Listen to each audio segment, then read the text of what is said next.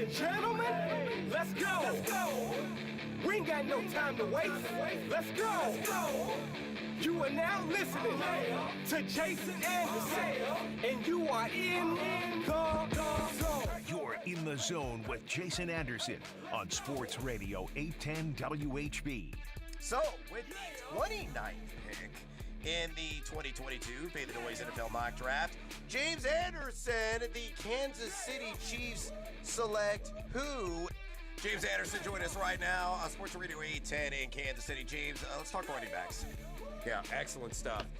James, we're up against it. We appreciate the time, my man. Fantastic insight and information. We're looking forward to talking to you down the road. Enjoy the draft. Absolutely, man. You guys too, anytime. All right, there he goes. James Anderson, host of the Zone Midday Sports Radio 810 in KC. You're in the zone on Sports Radio 810 WHB.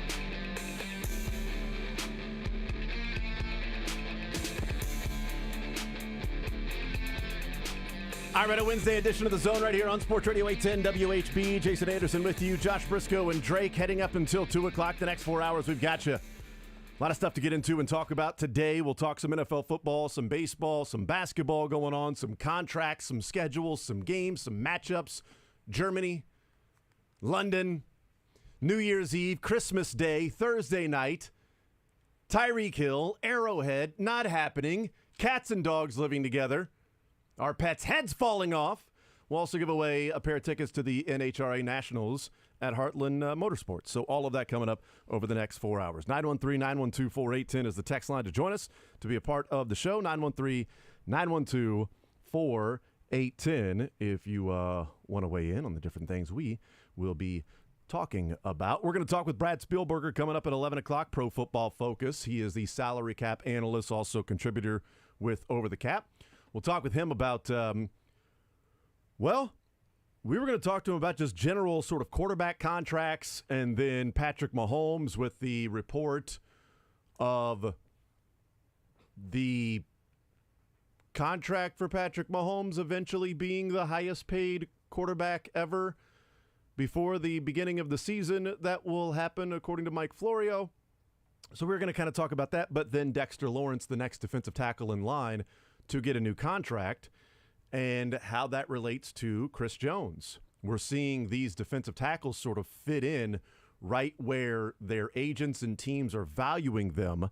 The 4 contracts that have been signed this offseason with Javon Hargrave and Dexter Lawrence and Daron Payne and Jeffrey Simmons, they are all 4-year deals ranging from $94 million total down to $84 million total. So from $23.5 average per year to $21 million average per year. Practical guarantees from 59.3 down to 40 for Hargrave. And the 40 is fully guaranteed as well. So you're seeing the scale of where defensive tackles are sliding in. Dexter Lawrence is now done. There's one guy in Chris Jones between the 4 players that have signed those contracts this offseason and what Aaron Donald did a couple of seasons ago and where his contract is. So a decent idea of where Chris Jones may fit in from 31.6 to now the second highest paid defensive tackle in the league is not Dexter Lawrence. He's the 4th. It's Jeffrey Simmons at 23.5. Chris Jones at 20.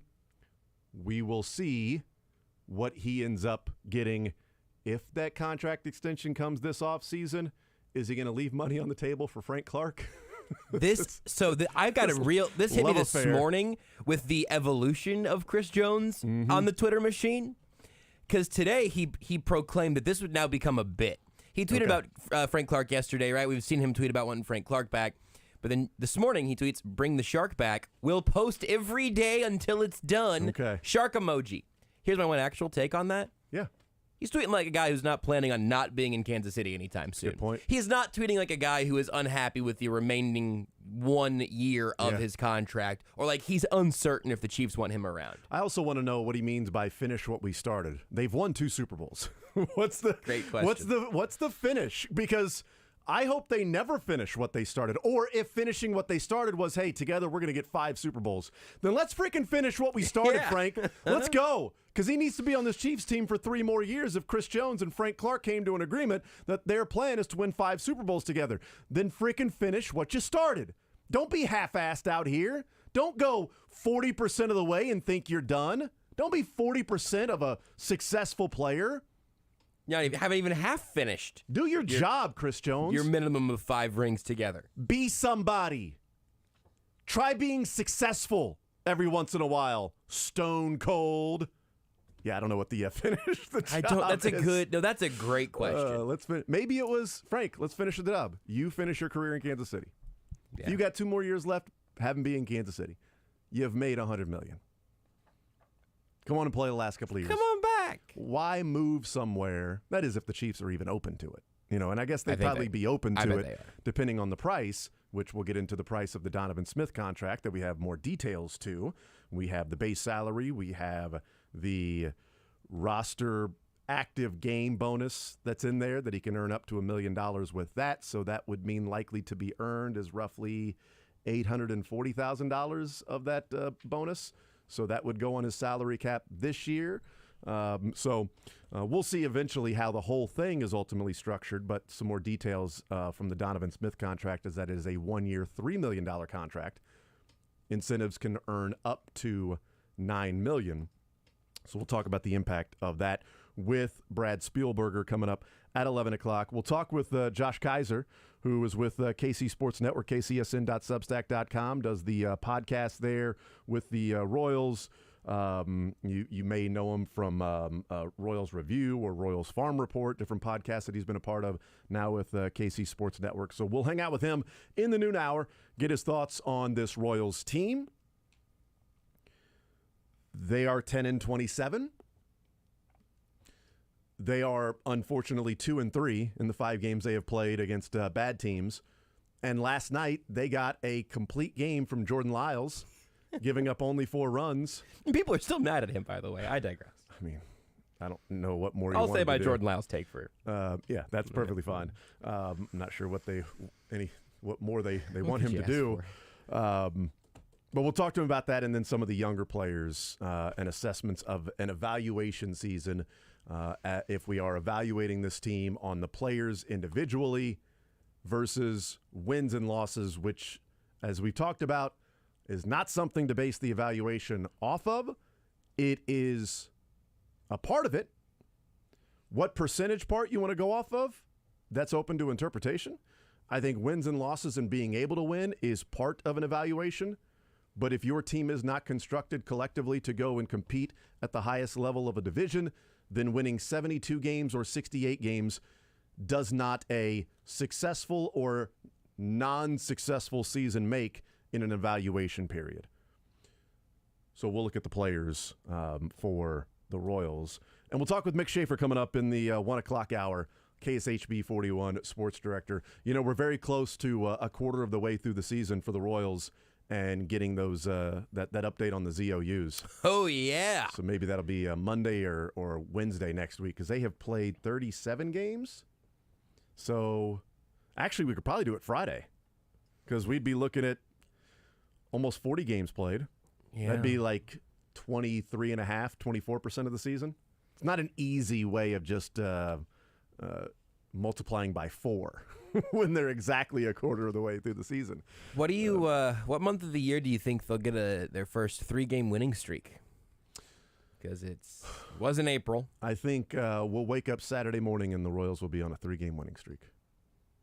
Saturday of this week, this month, this year? I think there'll be a Saturday morning. We will wake up. Oh, there at will some be point a this Saturday year. morning. Okay, We're I gonna wake up thought this you were year. saying Saturday morning. I was like, You know all what? right, let's Bleep look at it, I this. am. All I am right. saying Saturday morning. Okay. I don't Get even know ready, who they White play. Sox and Brewers. Is it Brewers Friday? Brewers Friday. On the road, right? In Milwaukee? Yep. That's fine. Yeah, So they got to get these next 2 against the White Sox. that's fine. That's easy peasy. Brady Singer on Thursday. Yeah, that's perfectly fine. Brad And they Keller got, tomorrow, They got or Brad tonight. Keller tonight and Brady Singer tomorrow.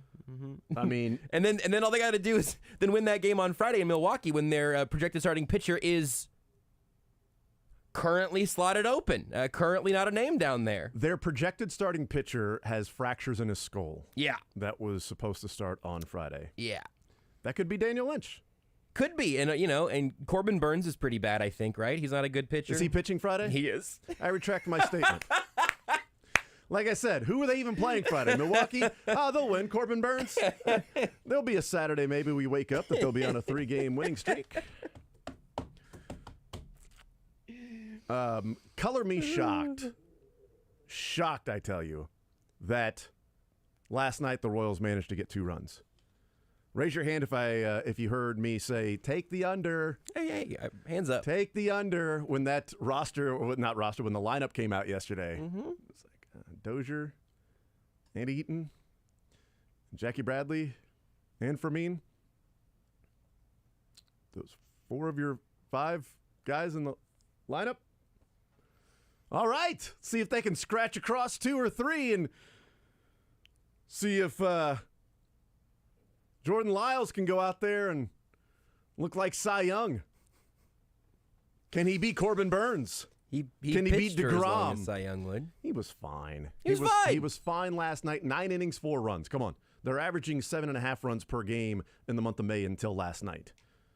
And when you have the roster like you did last night, it is not a surprise that they only scored 2 runs. They had opportunities, but it's going to be difficult when your 1 through 5 is really all you have to go and try to score runs. Okay?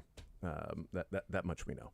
913-912-4810. Let's start here. Let's start with the Royals and what they did not only last night, but some other bigger picture takeaways. The micro from last night, 5th inning, 1st and 2nd. It's 1-1 game, nobody out. Fermin strikes out, Jackie Bradley Jr. strikes out, and then Nate Eaton strikes out. 1st and 2nd, nobody out, 1-1 game. Opportunity right there. But again, you're talking about 7, 8, 9. That includes Fermin, Jackie Bradley Jr., and Nate Eaton. And that's after Hunter Dozier got on. The only hit from those bottom 5 came from Hunter Dozier. The very next inning, this is back-to-back innings. It's 1-1. You got 1st and 2nd, nobody out. And you don't advance the runners even to 3rd. 3 straight strikeouts. 6th inning, bases loaded. Now you're down 3-2. Bases loaded, 1 out. Dozier pops out, Fermin grounds out to the shortstop. And it's fielder's choice, 6-4, to end the inning. Those are the last base runners. That 6th inning, bases loaded with 1 out, was the last time the Royals got anybody on base. 7, 8, 9 went 3 up, 3 down. So the final 11 batters of the game were retired by the White Sox. They had opportunities, but again, not surprising, those opportunities were created by the lineup of players that seemed to be big league or close to big league caliber that then turned it over to guys that just aren't good enough to get it done. Not on a consistent basis. And that's what happens. They lose 4-2. Guys got rests. Okay, let's see a lineup that has produced significantly better over the month of May than it did leading into the month of May. Let's see that for 4, 5, 6 games in a row. Because I know that, look, Quatrero, he's got a job to do for the macro and 162. And in the middle of a 16-game stretch, guys are going to have to get a day off here or there. All right, understandable. Now let's go. Yep. Now let's roll. I don't think Michael Garcia needs days off anytime soon. He started at second base, started at third base. Dozier can go back to getting some days off, perfectly fine. Bobby Witt, keep him at short. Massey at second base. Vinny at first. Prado, MJ, or Prado at first, and Pasquantino at DH. Salvi as your catcher. Edward Olivares and MJ, and therefore the spot in the lineup is number 9, Jackie Bradley Jr. And then you feel good about 1 through 8, at least how they're swinging the bat right now. And let's see what happens. Let's see what happens over the course of 5, 6, 7 games with this particular lineup. And we'll see what happens with guys on the mound as well. I want to play Matt Quatrero here from last night. And again, this is where the macro and the micro come in. Micro last night sucks. They didn't get the runs in. They didn't score. They didn't win the game. They don't have a 3-game winning streak, and they're not 3-2 against the teams that, A's and White Sox, as we were talking about, as the schedule flips. It's unfortunate.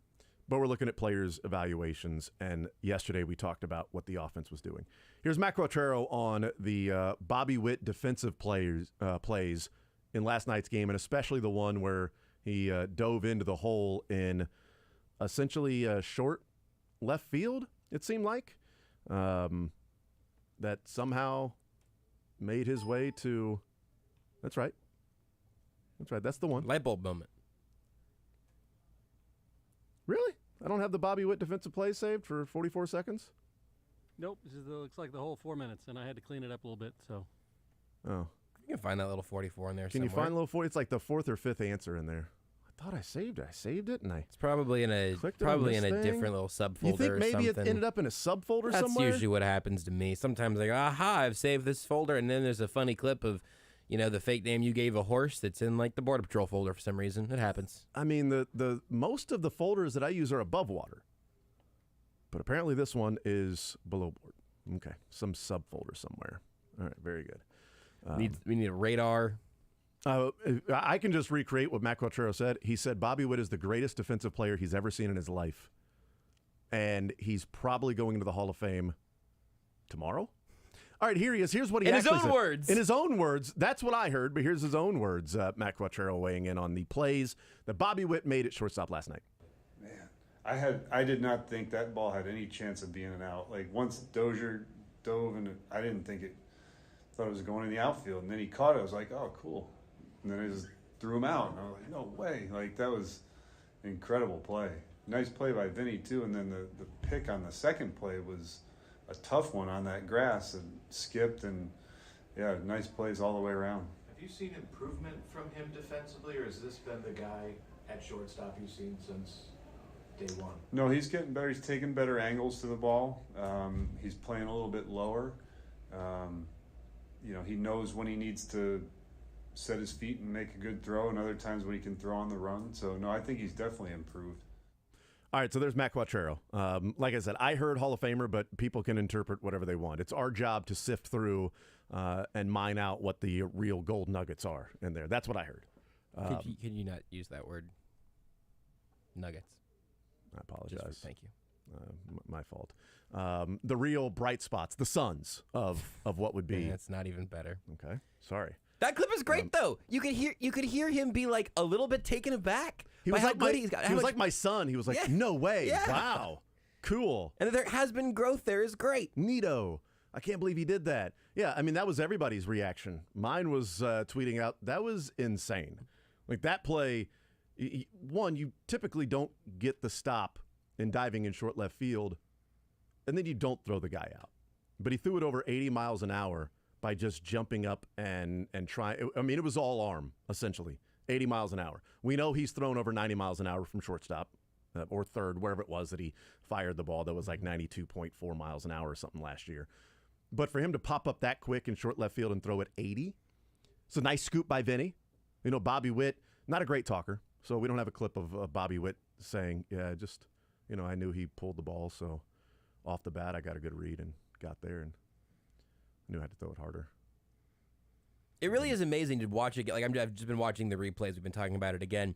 The way that he gets up and is already throwing the ball. Yeah. I mean, it really is planting that right foot as his sustaining step, also what he's pushing off of, and with not a moment to waste and not a motion to waste. And he didn't. And he got over 80 miles an hour on that throw and got him out. And it was a nice dig by Pasquantino, who has played a fine first base. But here's what I wanted to bring up with Bobby Witt. And as we look at the evaluations, and I'll bring this up with Josh Kaiser coming up in the noon hour. This is a season to see if Bobby Witt can be a shortstop. And I want them.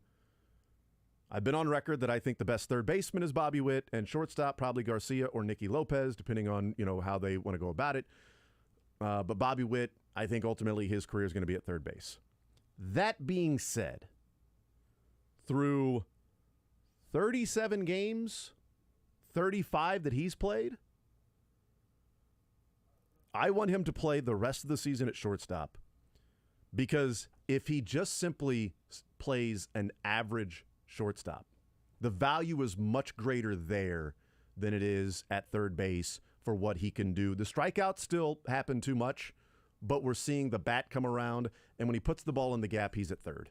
Like, just watching him run is fun. Yeah. I haven't had as much fun watching a player run on the bases since the man we talked about on Monday, Lorenzo Cain.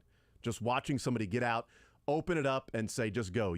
The ball is rolling still. Let's just watch him run. Bobby Witt, Lorenzo Cain, they're a blast to watch on the bases. And if it's in the gap, it's like he's getting 3. You know that. But his defense not only looks improved, the numbers behind it back it up. We'll tell you what those are compared to last year at shortstop and this year at shortstop so far. Not as small of a sample size that we've typically seen. It's getting into a less small sample size. Do you still drink? Is that like a sip? Is it like a shot? Yeah, I'm gonna wait for my little sample size shot until I actually hear what the sample size is exactly. Okay, very good. It's 35 games. 37. All right. You know what? There's a thing of Lysol here, some disinfectant spray. That's a little bit of liquid. I'll have a little bit of that. That's right. Perfect. Well done. We'll take a timeout. We'll tell you what those are. We'll get into the schedule release for the Chiefs. Not fully released, but Tyreek Hill will not be making his return to Arrowhead Stadium unless they get into the playoffs or win the division. Ooh, good call. He could return this year in the playoffs, or if they win the division, they'll play next year, either in Miami, maybe at Arrowhead, because they'll play the division winners. That's how the schedule matches up. We know that the Chiefs and Bengals will never play before December in the history of their now, I guess, Burrow-Mahomes rivalry moving forward. Donovan Smith contract, Chris Jones contract with Dexter Lawrence now on the books. We'll get into all of that stuff as we continue on this Wednesday edition of The Zone. 913-912-4810. More coming up next, presented by Google Fiber. You're in the zone with Jason Anderson on Sports Radio 810 WHB. Let me tell you about my experience with Shamrock Roofing and Construction. Because they came out to my house a little while back. We all got up on my roof, and Chase from Shamrock explained what exactly they were looking for. I hadn't been up on my roof since we had bought the house. I didn't know what I was looking for. I learned a ton about just the health of my roof. Also learning that my roof was still in good shape. We even talked about ways we can extend and preserve the life of the roof. The entire experience was super helpful, and I didn't even end up needing any work done from Shamrock. If you don't need work done on your roof and you have Shamrock out there, they'll tell you. They'll let you know what they've got, what they're seeing, what you're seeing on your roof, and you can trust that they know exactly what they're looking for. But at Shamrock, when you do need that work done, they do things a little bit differently than your average roofing and construction company. They've got a familiar name and a trusted process. They're family-owned, and so they treat their employees and customers like family, too. That was my experience when they came out to check out my roof. I think you're going to have the same experience for yourself with Shamrock Roofing and Construction. Whether you're a homeowner needing an existing roof replaced, a property manager needing a roof replaced or repaired, a commercial property, a facilities manager tired of all the leaks, or an insurance agent needing help with the client, no matter what you need, if it's involving your roof, Shamrock Roofing has what it takes from the #1 team in the game. You can call them at 913-850-6556 or visit them online at shamrockroofer.com. Shamrock Roofing and Construction, one call does it all. Check out Kansas City's next generation arcade and sports.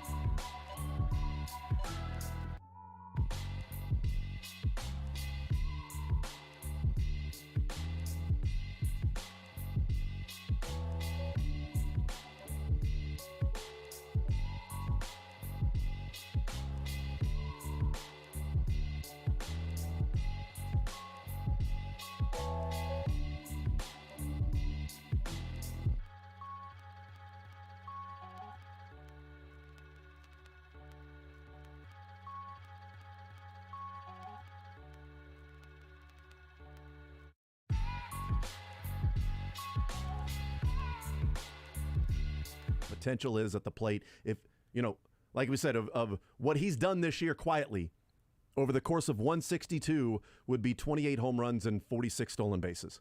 I mean, close to a 30-50 season. I mean, come on. And like 12 triples. I mean, that's ridiculous if he's playing even an average shortstop. So defensive runs saved, 0. UZR per 150 last year was minus 8.7. This year is minus 0.5, which is 12th best in baseball, by the way, and 5th best in the American League. So not only are we seeing that, the numbers last year told the story a lot of what Bobby Witt was doing at shortstop and saying, I don't think he can play there. I think he's got to move off. It was one of the things that I looked at, which was a big factor in me saying that, let him play shortstop, that's fine, because you want to know what you have in that. And the Royals saying, we're not going to give you this long-term $200 million contract because you want that contract as a shortstop. We think that contract might be as a third baseman, which is a different deal. Well, let's figure it out. Let's see what we have in 2023. And in the offseason of 2023, we can approach this yet again. We can come back and talk a little bit more about where, each side is. And right now, it looks like he's going to be able to stay at shortstop, which would be massive for this team. MJ Melendez's improvement in right field. Bobby Witt's improvement at shortstop. Those are huge steps forward if we're talking about what this team has in an evaluation season. The worry, the worst case scenario was in an evaluation season, you find out you don't have much. Yeah. You find out you got a bunch of mortar and you don't have those bricks. And the brick you have is Salvi, who's in his 30s. That would be the worst case scenario. But with MJ Melendez playing the way that he has since he was told you're no longer catching, and it ain't like Wilson Contreras, you're not catching anymore, where it's 1 month into a 5-year, $90 million contract to play catcher for the Cardinals. He's now a DH. It's MJ Melendez, who's in year 2 and is cost efficient for this team and team control for another 5 years, and a guy who's getting better at right field and who's hitting the ball pretty well and has been able to hit the ball. He needs to make more contact, get better from that standpoint. You got those two guys improving, playing that way, and Vinny just simply being Vinny. Salvi's already there. You got 4 guys that can you find a couple of bricks out of that? Mm-hmm. And then building around that and figuring out in the offseason what you need, what you have. Can you supplement here or there? If MJ Melendez turns out to be just an okay right fielder, and Bobby Witt turns out to be just an average shortstop, and by the way, some of these numbers are saying he's better than average, 3rd in the American League in defensive rating at Fangraphs, 5th in the American League in ultimate zone rating per 150. Defensive runs saved, he's 9th in the American League, but 13th overall in baseball, middle of the pack. If he can be that, the evaluation of, okay, what do they have? You actually come away with some answers that are better answers than just they don't have anything. And it's kind of funny to even be talking about it this way because of the version of the Royals that we have most recently seen be successful, when it was like, hey, keep the line moving and don't let a baseball hit the grass. And like, that was World Series. Yeah. But in modern baseball. Don't walk, don't strike out. Right, right, yes. Don't walk, don't strike out. Ball and play. Catch everything. And make everybody else hit it to you. Yep. And now, I mean, and this was true at the time, the Royals were just doing it differently, but like it is more valuable to be an offensive value than to be a defensive value. It's also a lot easier to find yourself a good defensive center fielder who can hit 9th and roam the outfield if you need to patch up some of those holes. You want to be able to find your plus defenders if that really matters to you. But like you said, if MJ Melendez can just be, and I don't mean even a Jorge Soler defensively, right? Like just a legitimately average right fielder, a legitimately average shortstop in Bobby Witt. If it's more than that, great. We've seen the big plays, the pop plays from Bobby Witt. If he can like be a defensive, yeah, absolutely. If he can be a defensive baseline that then even just has once a week one of those highlight plays where you go, oh my goodness, who is this guy? What? This is incredible. To see those moments pop off the screen, you're creating value because of the positions they're playing. Like, that's the fundamental, and most people probably understand this now, but that's the fundamental argument about shortstop and third base. It's the difference between figuring out where guys fit in and have their most optimal positions. I also mentioned, you said Salvador Perez in his 30s. Happy birthday today, Salvador Perez. Oh, how about that? 33 years old, and should be able to continue contributing in a way as the veteran. Calling him the cornerstone now is not right, because you're talking about those bricks, those building blocks for the next 5 years and beyond. But there are healthy parts of this team. It just sort of feels like, I've been really into growing plants lately, and sometimes you gotta trim off the dying branches to try to keep the plant a little healthier. But there's fresh growth to be found, specifically with Bobby Witt and MJ Melendez. That's encouraging. Yeah. Right now, if I'm looking at the numbers for MJ Melendez, let's see, there are 32 players in Major League Baseball that have at least 100 innings in right field. And in defensive runs saved, he comes in ranked out of 32, or out of 30, he comes in at 24th. He's -2 right now in defensive run saves. And that's averaged out. That's just so far. Is that just a raw number? That's a raw number so far this year. The UZR per 150 is averaged out over what the course of the season would be. Right. UZR, just regular, is a cumulative stat that adds up. I'd rather have the what have they done so far of what the course of the season, what that would look like. Right, because he's probably getting dinged by playing less than a good in right field than a good number of the guys ahead of him, I would think, right? Yep, okay. and so which he's not getting dinged in the defensive run saves. That's cumulative. That's what I'm saying. So that one, so the defensive run saved is cumulative, averaged out, all of that. That's where he's 24th. Yes. Okay. And then ultimate zone rating per 150, he comes in at 16th in Major League Baseball in right field.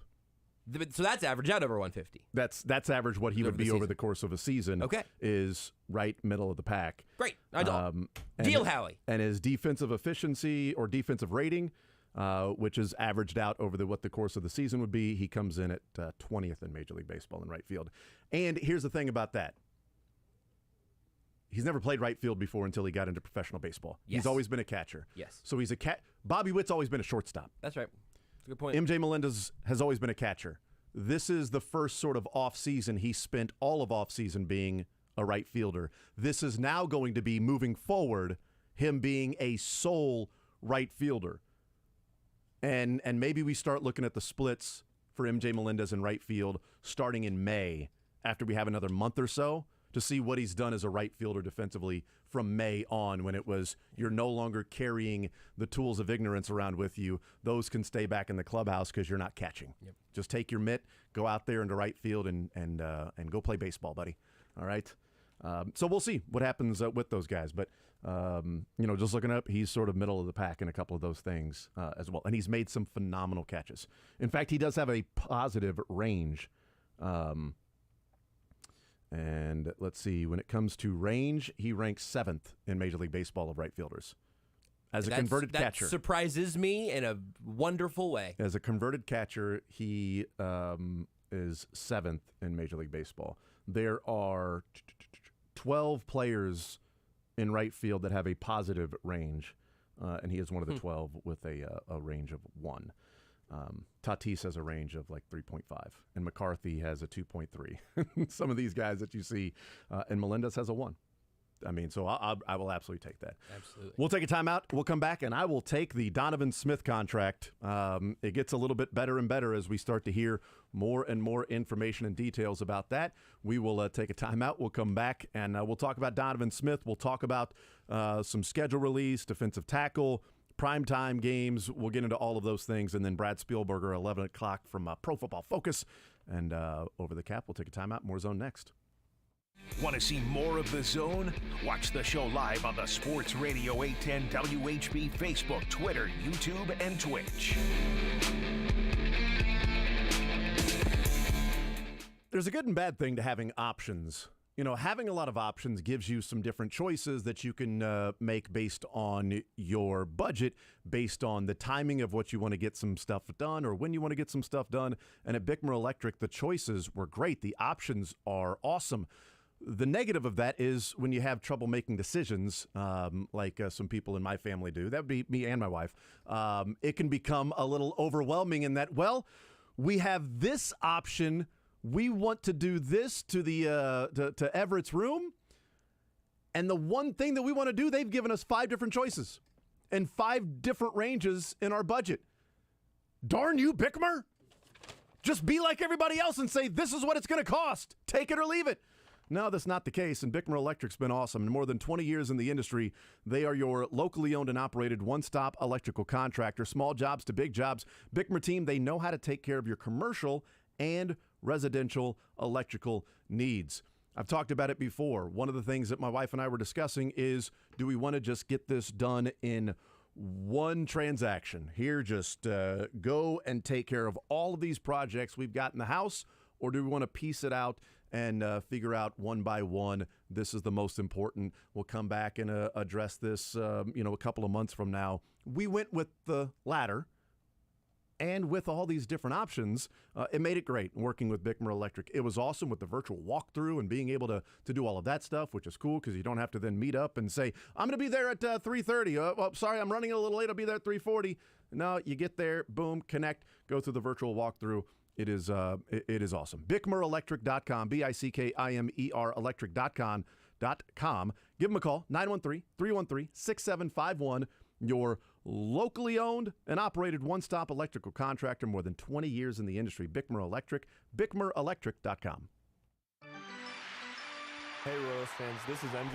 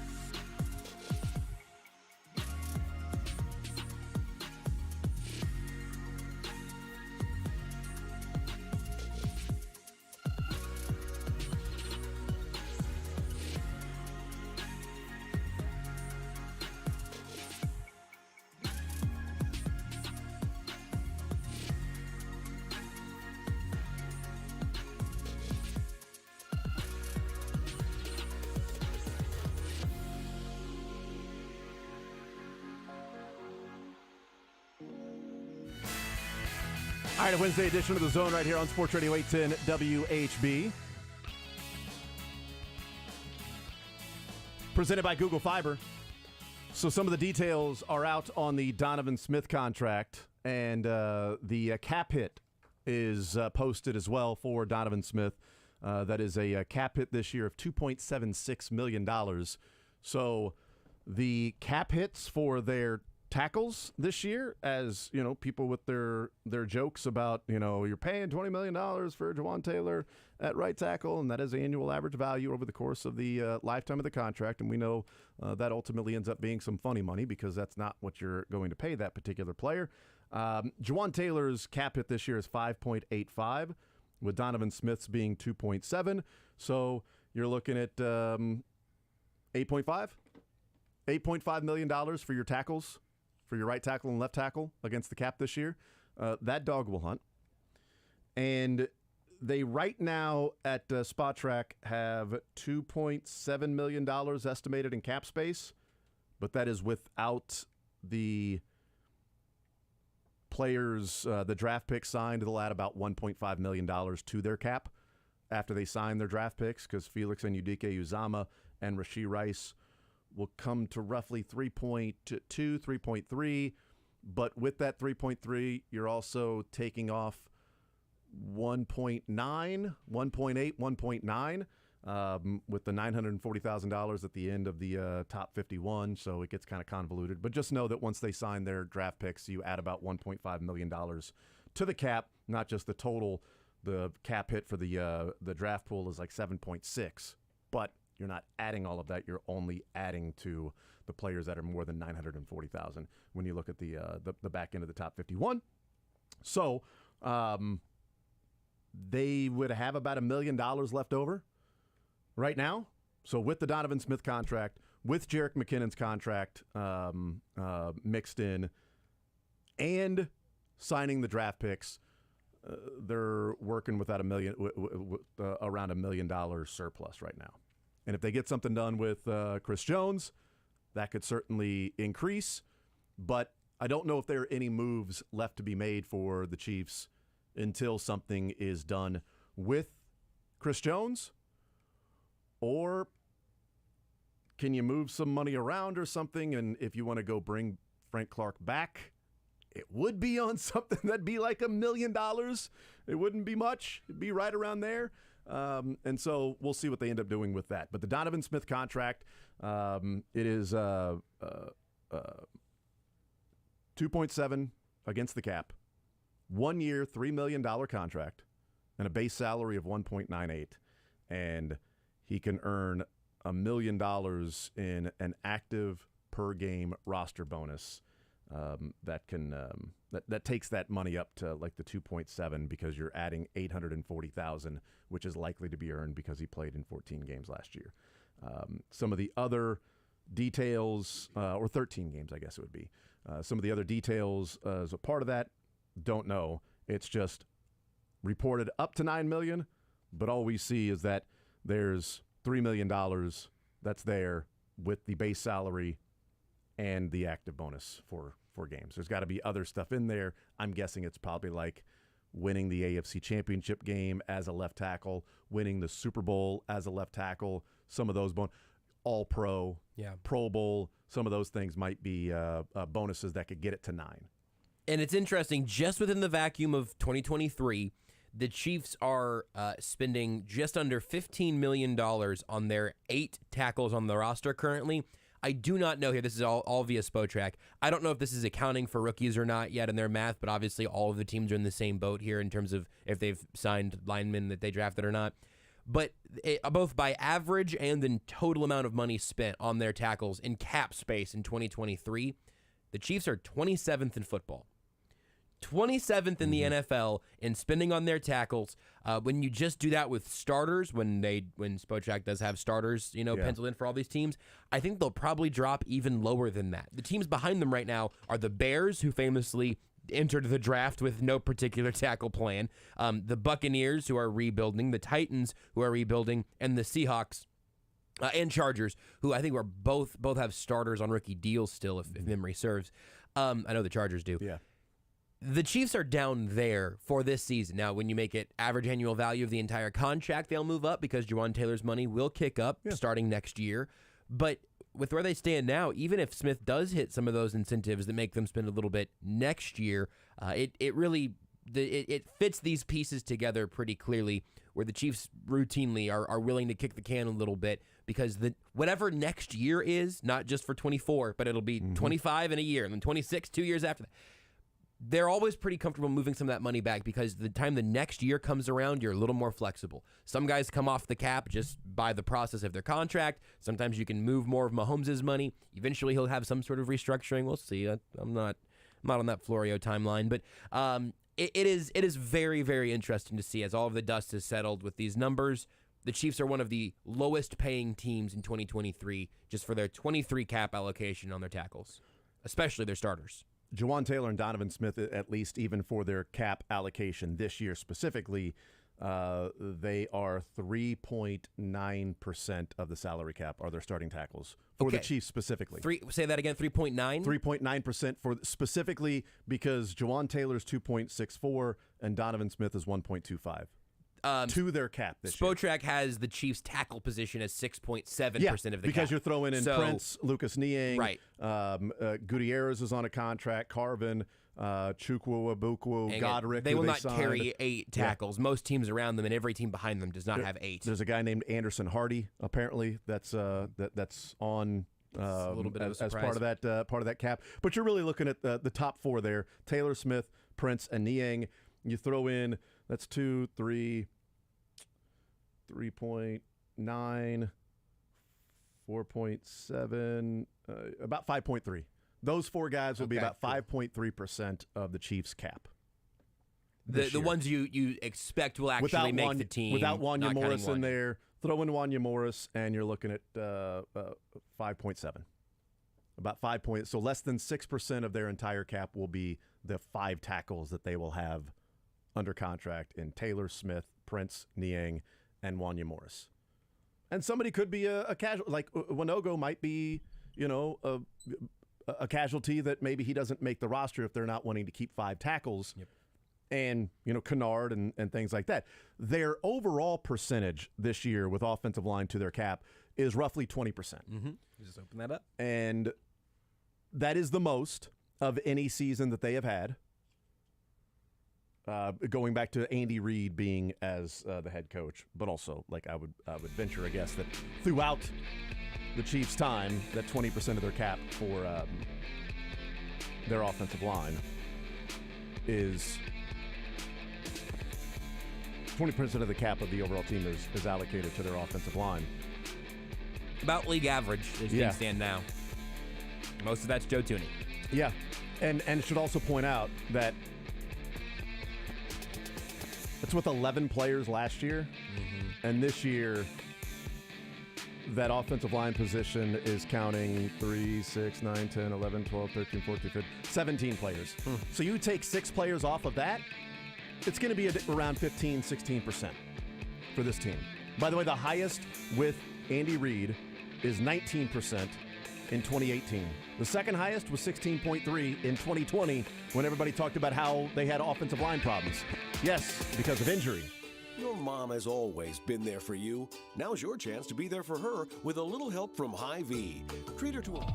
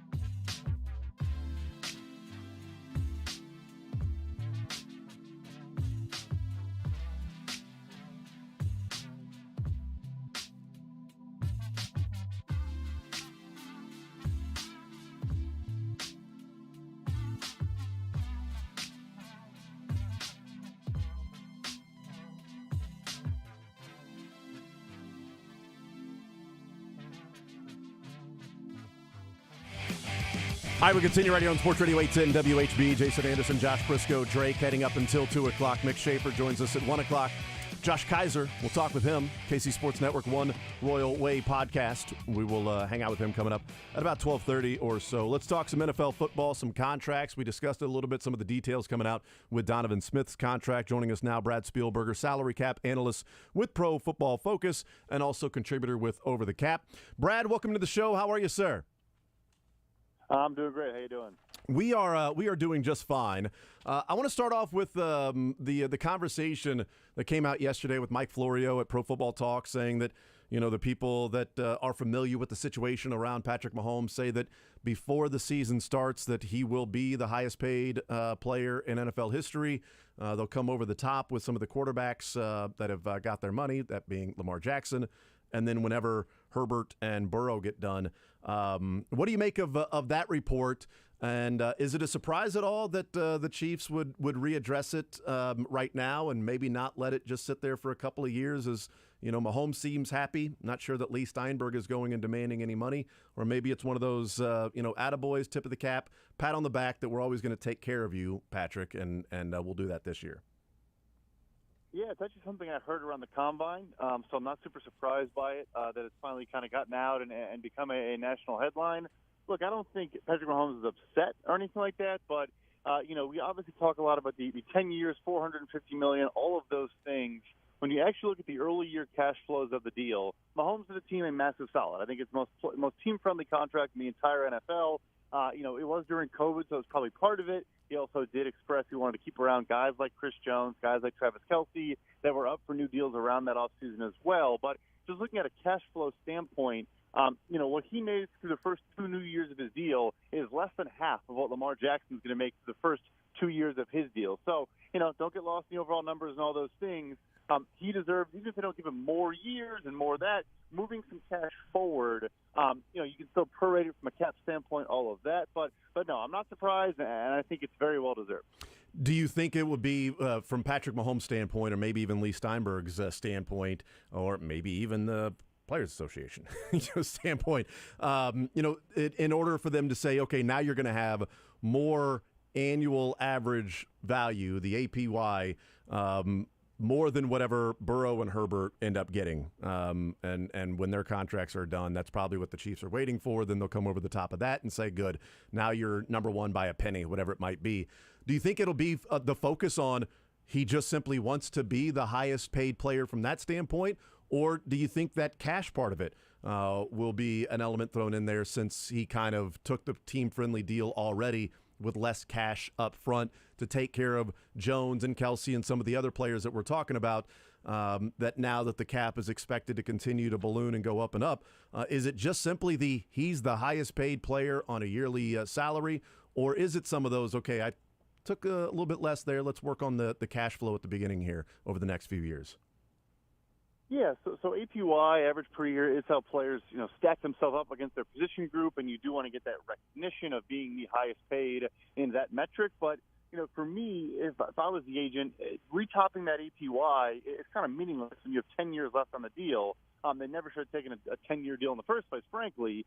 So if you just tack on money on the end and make it so now it's $55 million instead of $45 million, which is where I do think he'll probably land around. I think Burrow and Herbert get between 52 and 55, and then maybe Mahomes comes in and gets 55 at the end of the offseason. Yeah, I would want to make it more a structure of we're going to add cash to pre-existing years, or maybe move cash forward from later years into current years, and then tack on some additional money on the back end to boost the value. But if all they do is just add later year value, even if it has the rolling guarantees and all that, so he does have the protection of he'll probably get it, I just don't see the benefit really, as opposed to cash in hand, being able to invest it, letting your money grow, all those things. It matters. What does it do then to the cap, to the situation there from the Chiefs moving forward, if they move that cash earlier into the contract? Does it then balloon the cap hits from 24 being 46.7 and then 48.7? 2027 he's got a $62.4 million cap hit, which by the way would still be valuable and still be underpaid, really, in terms of the percentage of the cap and what he would mean to the team. But would that just then start to hit those cap totals and go up and up, or would there be a way of allocating, even though earlier cash there, moving that forward, of allocating some of that money down the road so there's not sort of that big 1 year, you got to take your medicine?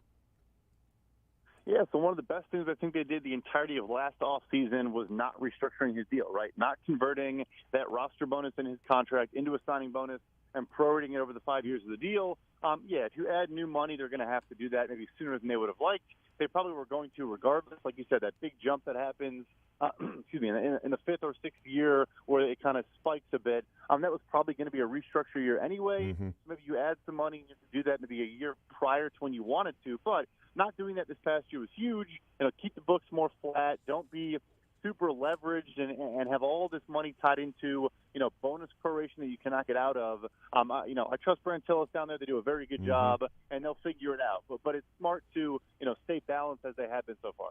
Visiting with Brad Spielberger, Pro Football Focus. He is our guest. So you're expecting somewhere 52 to 55 for Joe Burrow and Justin Herbert. Is it Burrow that'll be the high end, 55, and then Mahomes 55.01 or something like that? Is Burrow going to be the highest paid quarterback or player in NFL history before Mahomes does it, or is it Herbert that'll get that money? No, yeah. So I think Herbert goes first. I would guess he tops, Lamar Jackson at 52. Let's say he gets 53, and then Burrow comes in after that, gets 54, and then Mahomes comes in and gets 55. Like if I had to guess, it'll look something like that. Who would be next in line then? Is it Trevor Lawrence? And if whoever is next in line, would they come near the $55 million, or is that just simply going to be the price of doing business? Who's ever next up? If Daniel Jones is going to get 40, then whoever's next up is just simply going to get a ridiculous amount of money. Who would be the guy that we'd be watching and saying, all right, this is the next big contract to take place this offseason for those rookies and those be going into their fourth years, fifth years? Yeah, no doubt. It'll be Trevor Lawrence. If he plays like he did on the second half of the season last year, drop Calvin Ridley, a true number one wide receiver, into that offense. Another year with Doug Peterson with a legitimate coaching staff and a stabilizing force in his career. If he plays like he did in a bad division, maybe wins 12, 13 games and wins the division instead of having a battle with the Tennessee Titans against Josh Dobbs that they frankly almost lost at the end of the year. Maybe wins another playoff game, maybe wins a couple playoff games. Obviously, the AFC is a gauntlet. So, I think he'll then come in and maybe even top the 55 and continue to push this market higher and higher. Interesting. Brad Spielberger is our guest. What do you make of the Green Bay Packers and Jordan Love? They don't pick up the fifth-year option, but they work on a contract, and it kind of feels like it's maybe a little bit pregnant. Maybe it's given us an idea of what the Packers believe about Jordan Love, and a little bit also about maybe what Jordan Love believes about himself. What do you make of the structure and how the Packers and Jordan Love came together to not have the fifth-year option, but to still have that contract there? Yeah, I completely agree. I think the only way you look at it is it's a little bit of a bet against yourself. I mean, when you really take the bird's eye view, it's, okay, both parties protected the downside risk. That was their priority, was eliminating the downside of, you mentioned Daniel Jones, so the Packers don't want to go into a situation where they have to tag him and or give him, $40 million a year that maybe he isn't worth, like the case in Daniel Jones, at least in my opinion. Yeah. And then for Love's part, aspect is, I don't want to play poorly and then miss out on getting anything and sign a backup contract somewhere else next year in a new system with so few NFL snaps on tape. Look, I'm not going to blame a guy for getting, $8-9 million more than he was scheduled to earn this year. The only way to view it is kind of like you said, not a lack of confidence, but not a high degree of confidence from either party, in Jordan Love. Yeah, and I don't know, maybe it's surprising that, because if there's that confidence for Jordan Love and you say, well, he's going to bet on himself, then he wouldn't have taken the deal. Then he would have gone to the 4 years, and if they're going to franchise him, that's a lot of money. That means he went out and performed. If they're not going to franchise him, well, that means you didn't really, go and perform. And where's that confidence at? This name would not mean much to you, but for Kansas City, it kind of feels like a Hunter Dozier type deal that, hey, you've had a decent season and we're going to give you this contract that's way under value and you're getting ready to go into arbitration and you earn more money, but you're going to have to bet on yourself if you want to turn it down. No, I'll take the money. I'll take the money right now. It feels a little bit like that, only, not a 5-year deal. It's just a short one for Jordan Love. So yeah, like you said, I mean, the beginning of the conversation too is, all right, we're not going to pick up the option, therefore, right? Like, yes, that's how the conversation starts. Yep. Absolutely. Brad Spielberger is our guest from Pro Football Focus. We've been following the defensive tackle market around here because the expectation is that Chris Jones will get a contract extension, and it more than likely won't be Aaron Donald money, but it will be more than whatever the contracts are that are being signed right now. We've talked about it around here. I think it's been good news, the defensive tackle market and the contracts that have been signed. I think it's been good news for the Chiefs in terms of setting a baseline of where Chris Jones will come in between whoever the highest paid player is that's getting these contracts and then Aaron Donald. What do you make of the defensive tackle market that's been going on with Simmons and Payne and Lawrence and Hargrave that have signed their contracts this offseason? Absolutely. I think the Chiefs front office might be celebrating and popping bottles of champagne with every new deal that comes in the interior defender market. Just so underwhelming to the expectations. Look, I didn't think any of these guys were going to, like you said, reach the $30 million, benchmark of Aaron Donald, but I thought they would bridge the gap between the 22 or so that was already pre-existing in the market and the 30 and get closer to 25 plus. I have a feeling that Quinnen Williams, we've kind of heard they're not as close right now. Mm-hmm. I'm sure he wanted to go last, and I'm sure he wanted to work off of, let's say Dexter Lawrence and Jeffrey Simmons getting 24 plus, and then he could come in at 25 or even higher. And not only just the overall value. Again, the details I don't love for Dexter Lawrence. We saw yesterday $4 million tied into per-game roster bonuses. Mm-hmm. He's missed one game his entire career. Leonard Williams has no per-game roster bonuses. Like, I have no idea why he agreed to that in the contract. And then Jeffrey Simmons, too. The guarantee structure is not very strong from a player standpoint. The nitty-gritty details are also underwhelming on top of the total values themselves. Yeah, Jeffrey Simmons, the practical guaranteed was surprising because it came in less than what Chris Jones' practical guarantee was when he signed that 3 years ago. That was and he's 25 years old. Like, he's younger, dominant. And, Chris Jones' practical guaranteed was $60 million, and Simmons is, 59.3, around there. It's less than that. Was a surprise, and I think good news for the Chiefs. But Quinnen Williams, you're right. Why do you think that is in that market, that Aaron Donald reset it to such a strong degree that yet the players that would be the next tier, the next best players aren't really even coming close to that? Like, the wide receiver market was reset, and then it was just ballooning. Like, everybody was getting this amount of money that was, comparable to these other players, whereas Aaron Donald is out there all by himself. While he is that good, he's out there all by himself. That there hasn't been a defensive tackle that has really come even close to that, with Simmons at 24, 25, not getting that, and Quinnen Williams maybe wanting to go over the top of that, and then Chris Jones. Why do you think that is, that this is where the defensive tackle market has sort of water has found its level? Yeah, it's the question of the offseason, I'll tell you, because, like you said, we often get these big contracts, even Mahomes, for example, getting to 45, and sure, it can be a cap where no one can exceed that number, but a lot of the next guys up get very close, right? So, someone sets it way out in advance. You mentioned receiver, other position markets, and then say, hey, you know what, we're not going to pay you more than Aaron Donald. We think he's one of the best interior defensive linemen of all time, so he has 30, we'll give you 28. Like, we've seen that a bunch with some of these younger players. You look at Aaron Donald's 2018 extension, that was $22.5 million a year, and these guys aren't even exceeding his cash flows in the early years from that contract 5 off seasons ago. So, great question. I have no idea why. I don't either. Because, we see in the draft, like, it's one of the more difficult positions to find a superstar player in. There are. It's not to say that defensive ends are a dime a dozen, but can you go and find somebody that's a free agent and grab you 8-9 sacks in a season? Dunlap, I thought, played perfectly fine for the Chiefs last year. He was a late signing. He ended up with, I think, 6 sacks. Frank Clark had 7 or 8. It's like, okay, well, those two guys combined didn't make a whole lot of money, and yet you got double-digit sacks out of those guys. But the Chris Jones and the Jeffrey Simmons and the Aaron Donalds, seem like it's an incredibly difficult position to find a true difference maker like that.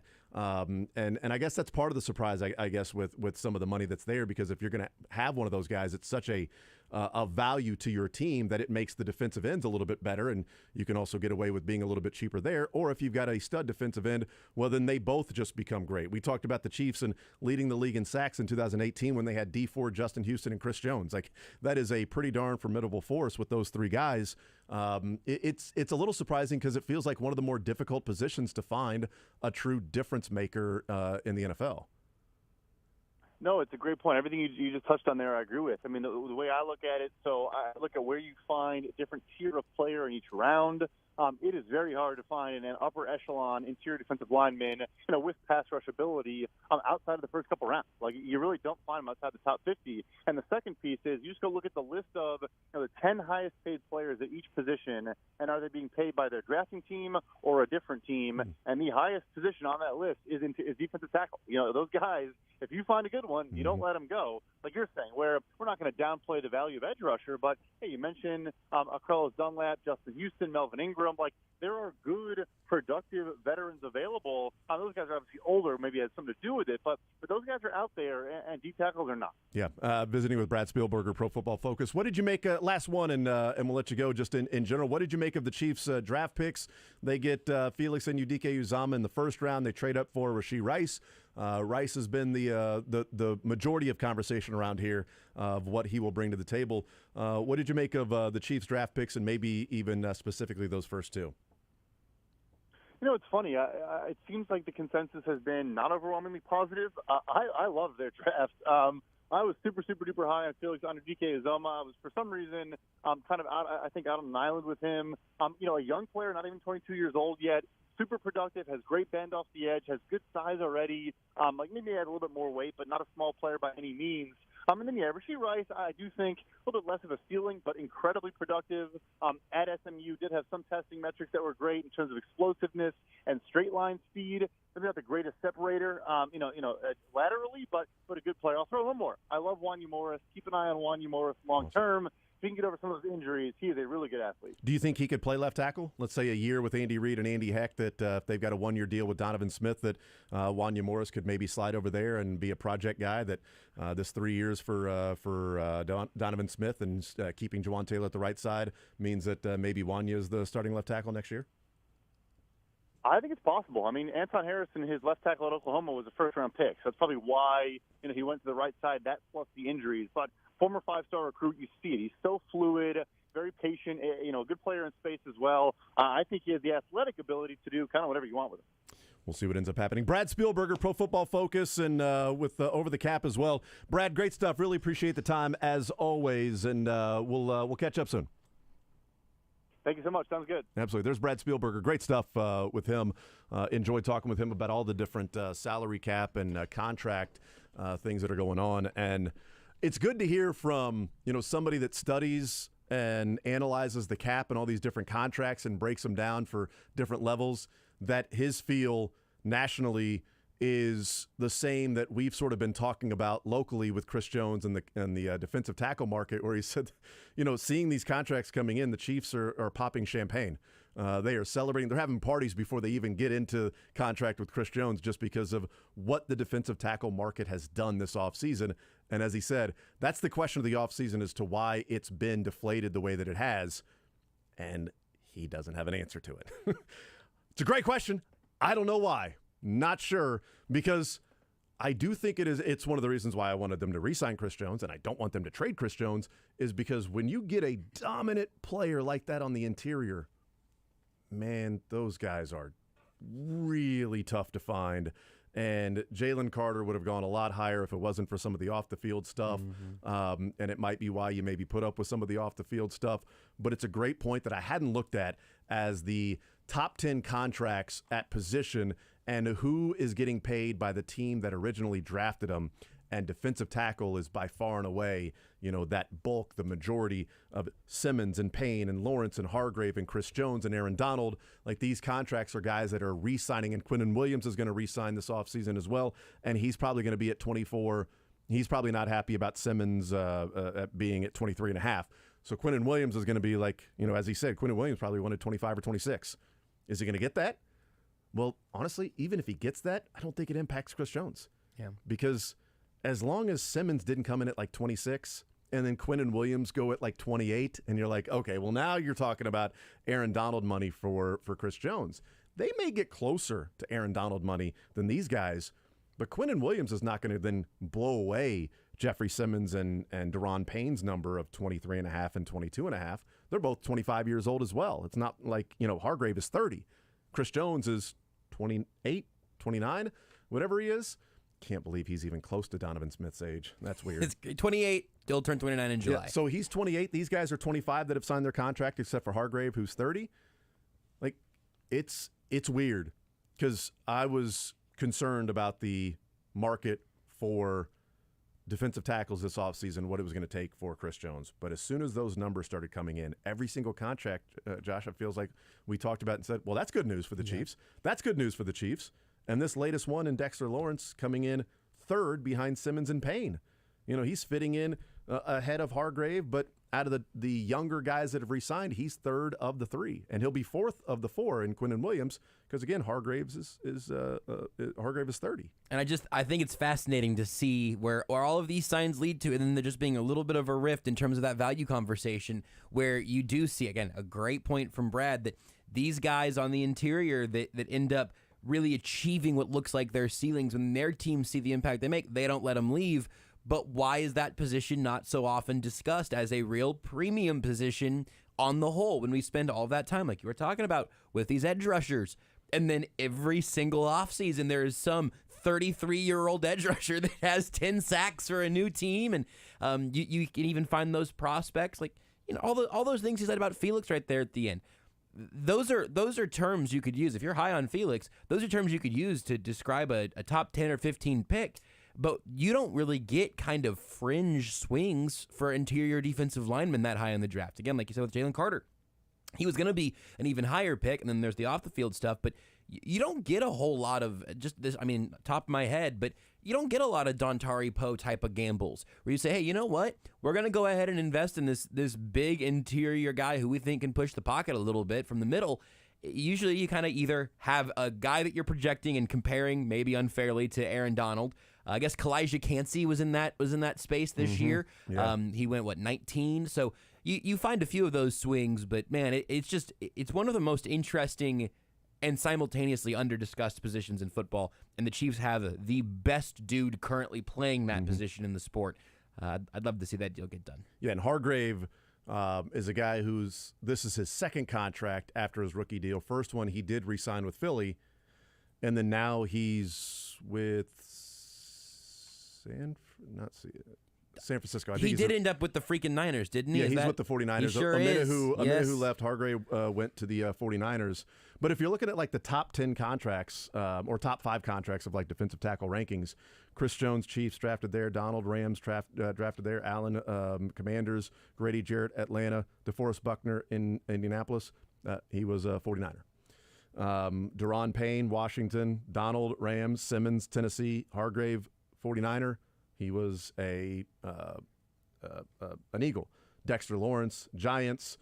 Trying to see if any other names pop up in terms of some of the higher paid guys at that particular position. But yeah, you're talking about Hargrave that left in free agency as a 30-year-old, and DeForest Buckner that was traded for the 14th pick in the draft.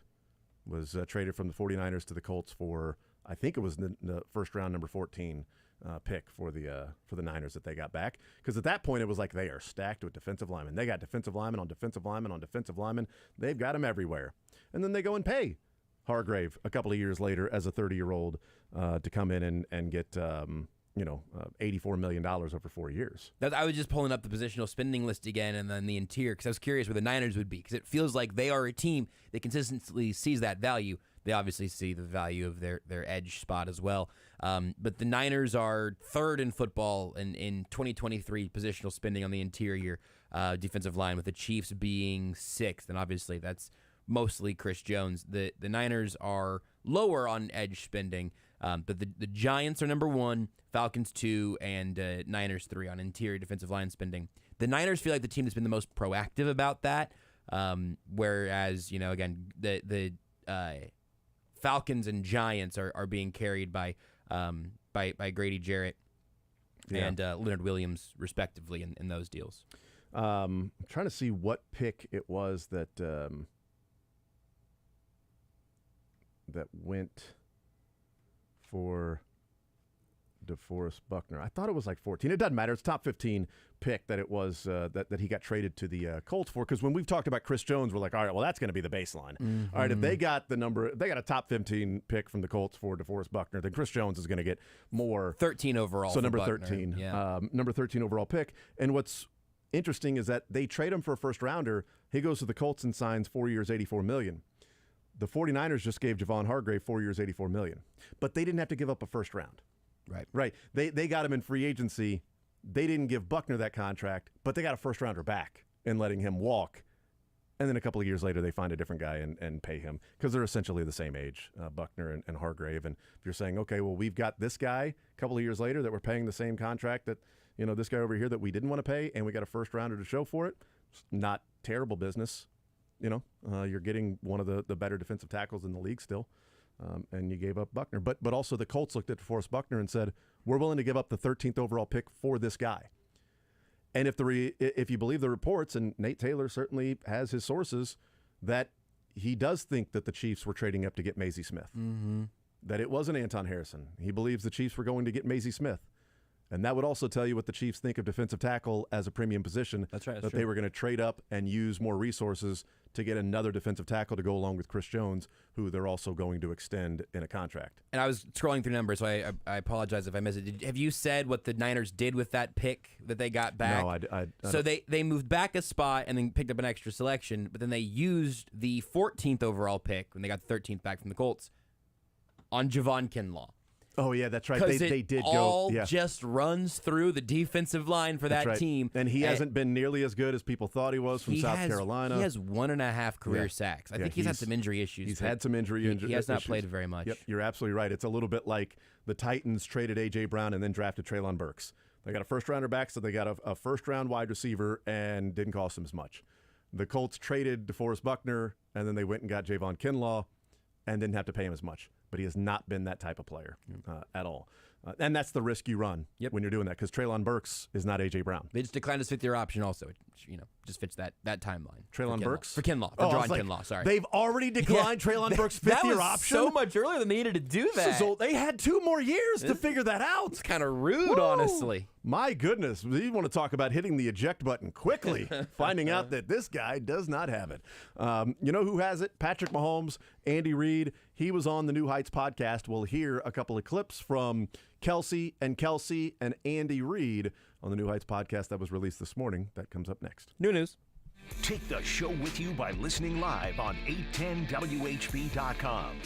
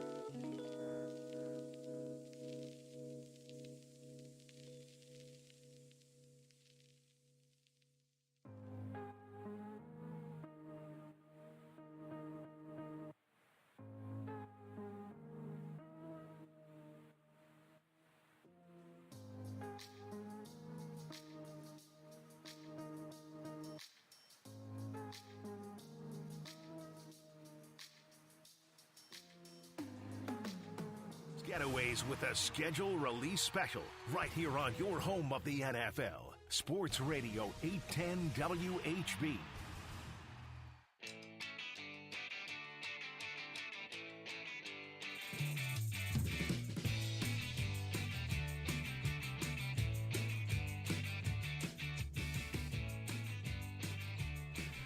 Nine 912-4810. Text that came in earlier when we were talking about the Royals and the evaluation season and what we're seeing from Bobby Witt defensively. Text says, you guys are putting a hell of a lot of glitter on this turd. Oh, it is definitely a turd, but this season is trying to find if there's anything that you can polish that then will become recyclable, and then a flower will grow from said fertilizer. That's the hope. You're not wrong, Texter, but when you also have the days where you're looking for glitter and the only thing you can find is like 1 or 2 kernels of corn, I'd rather try the glitter. That's It's a good analogy though, man. It really like is. it, but hopefully that fertilizer will grow. Put a little water on it, see what happens. We're just making glamour fertilizer. That's exactly right. Wow.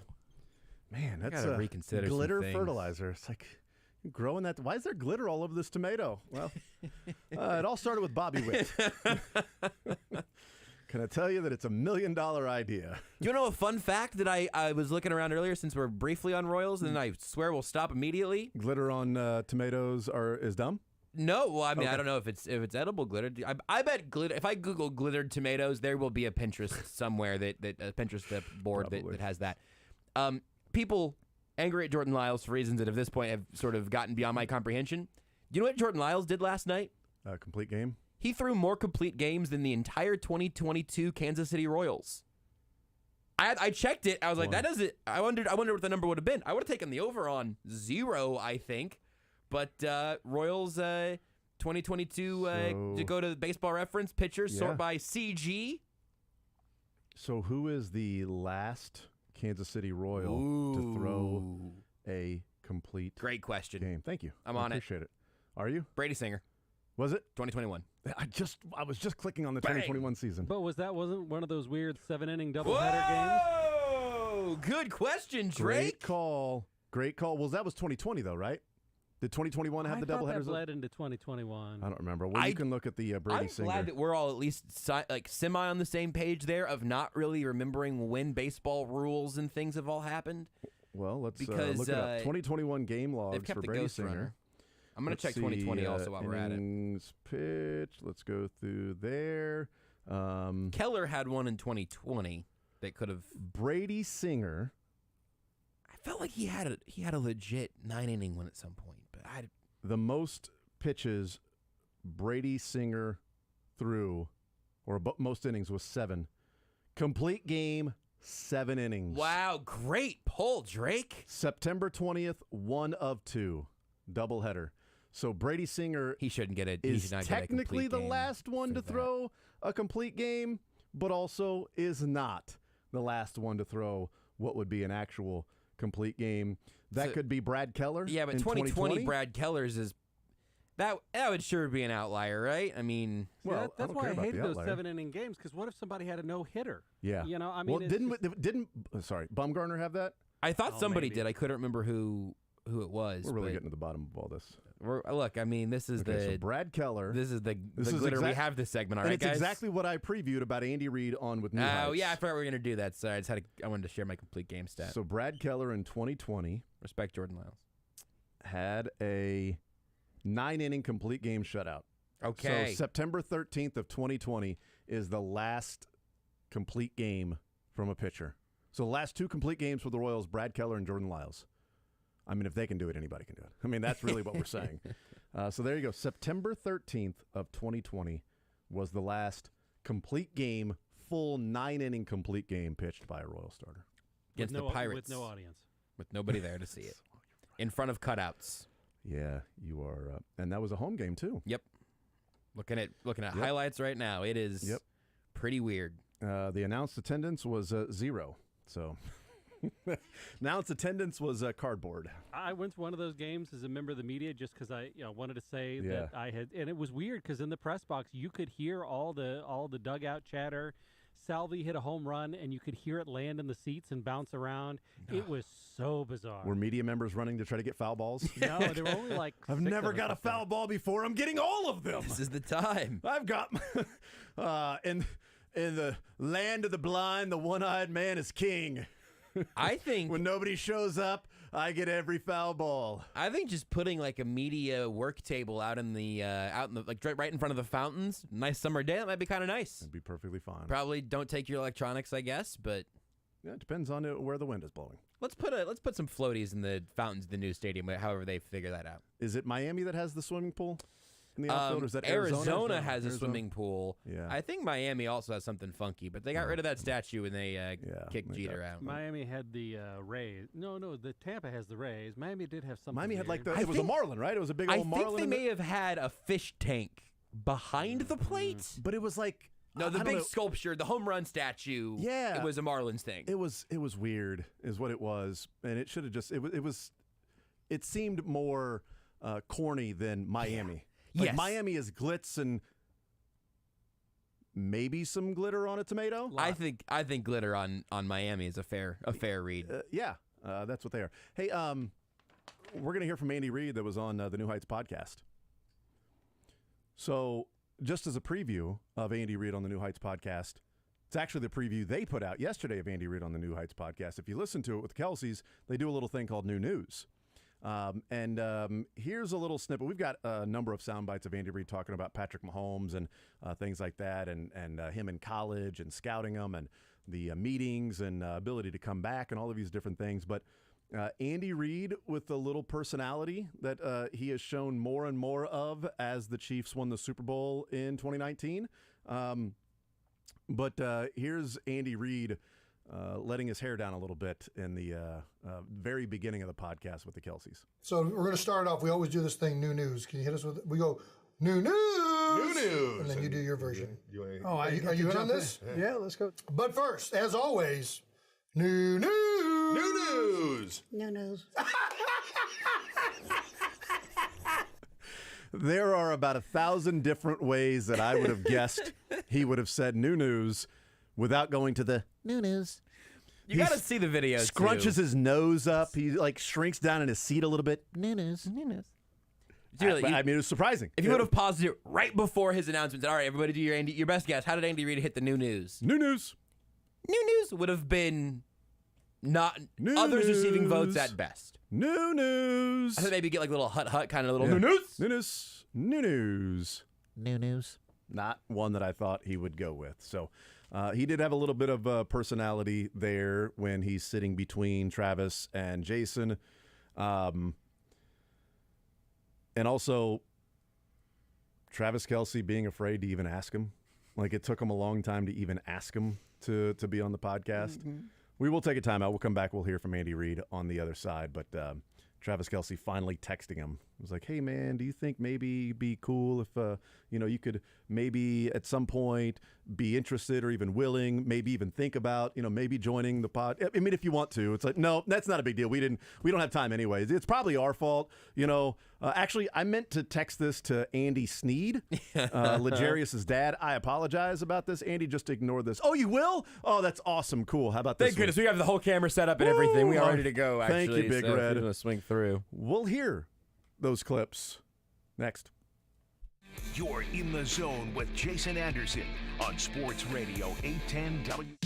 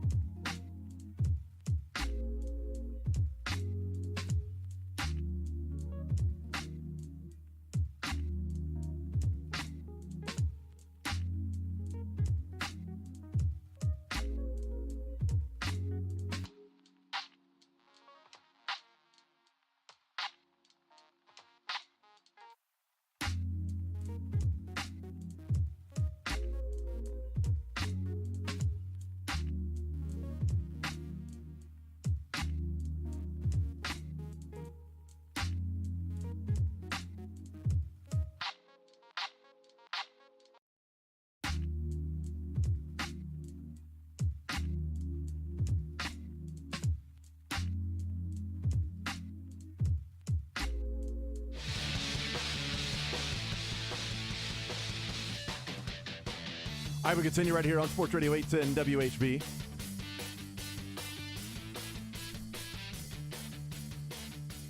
Let's talk about this Kansas City Chiefs team. Andy Reid was on with Travis Kelce and Jason Kelce in the New Heights podcast. Let's hear that they part of the conversation was about Patrick Mahomes, and as to be expected, he's the best quarterback in the NFL.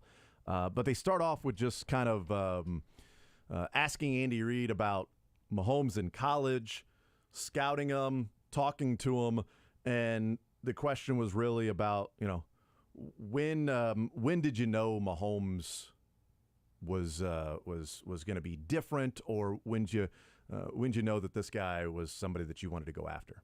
I give credit to Brett Veach on that one, because Nice. Brett, Shout out to Veach. Brett was a scout at the time, and from the first time that kid played, Dorsey and I had tapes on our desk, and said, you got to watch this guy.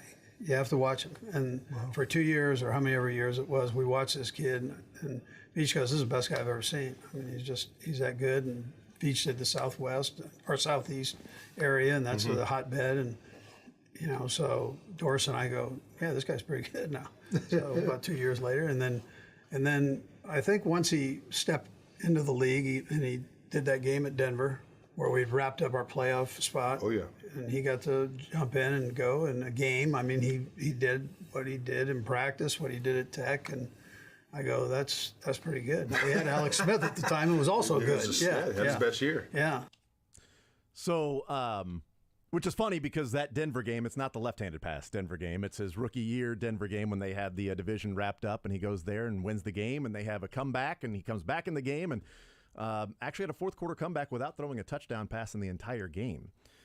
His first game ever played, his first game ever starting, he did not throw a touchdown pass. His next 4 games, I think he had 20-something touchdown passes. The way he started that 2018 season was just unbelievable. But he starts off with, well, that's Brett Veach.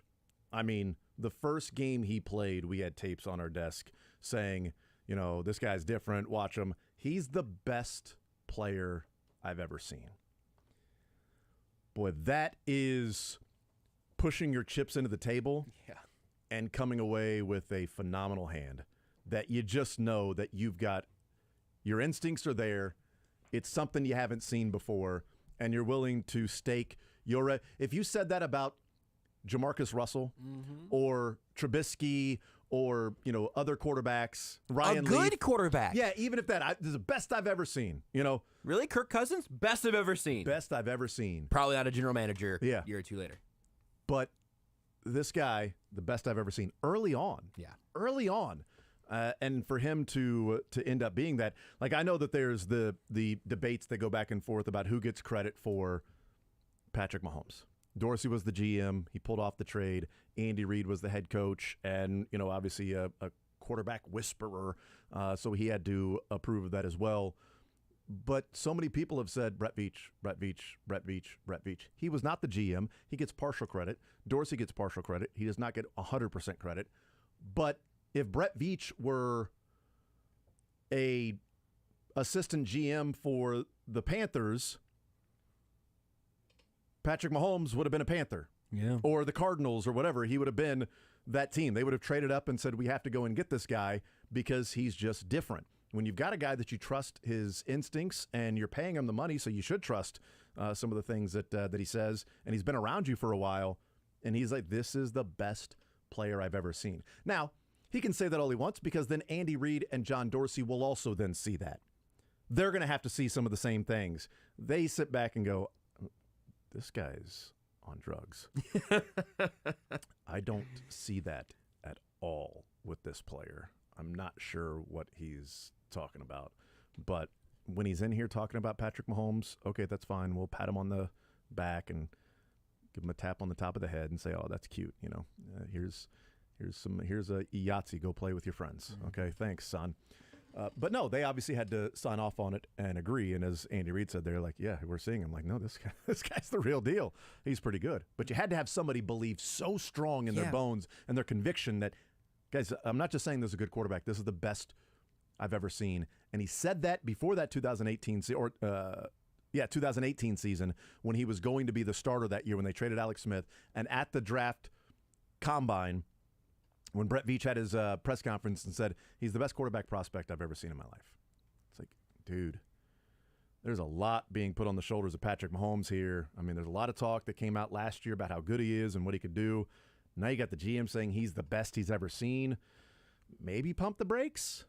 No need to. It was a Ferrari. Yeah. The strength of the conviction there is also what jumped out to me, because it wasn't a decent number of people ended up going, oh, man, I would love to see Andy Reid get a shot to work with Patrick Mahomes. Oh, man, I see the potential there. Oh, that dude's got a little something special. I don't think Andy Reid's lying just to gas up Brett Veach's ego at this point.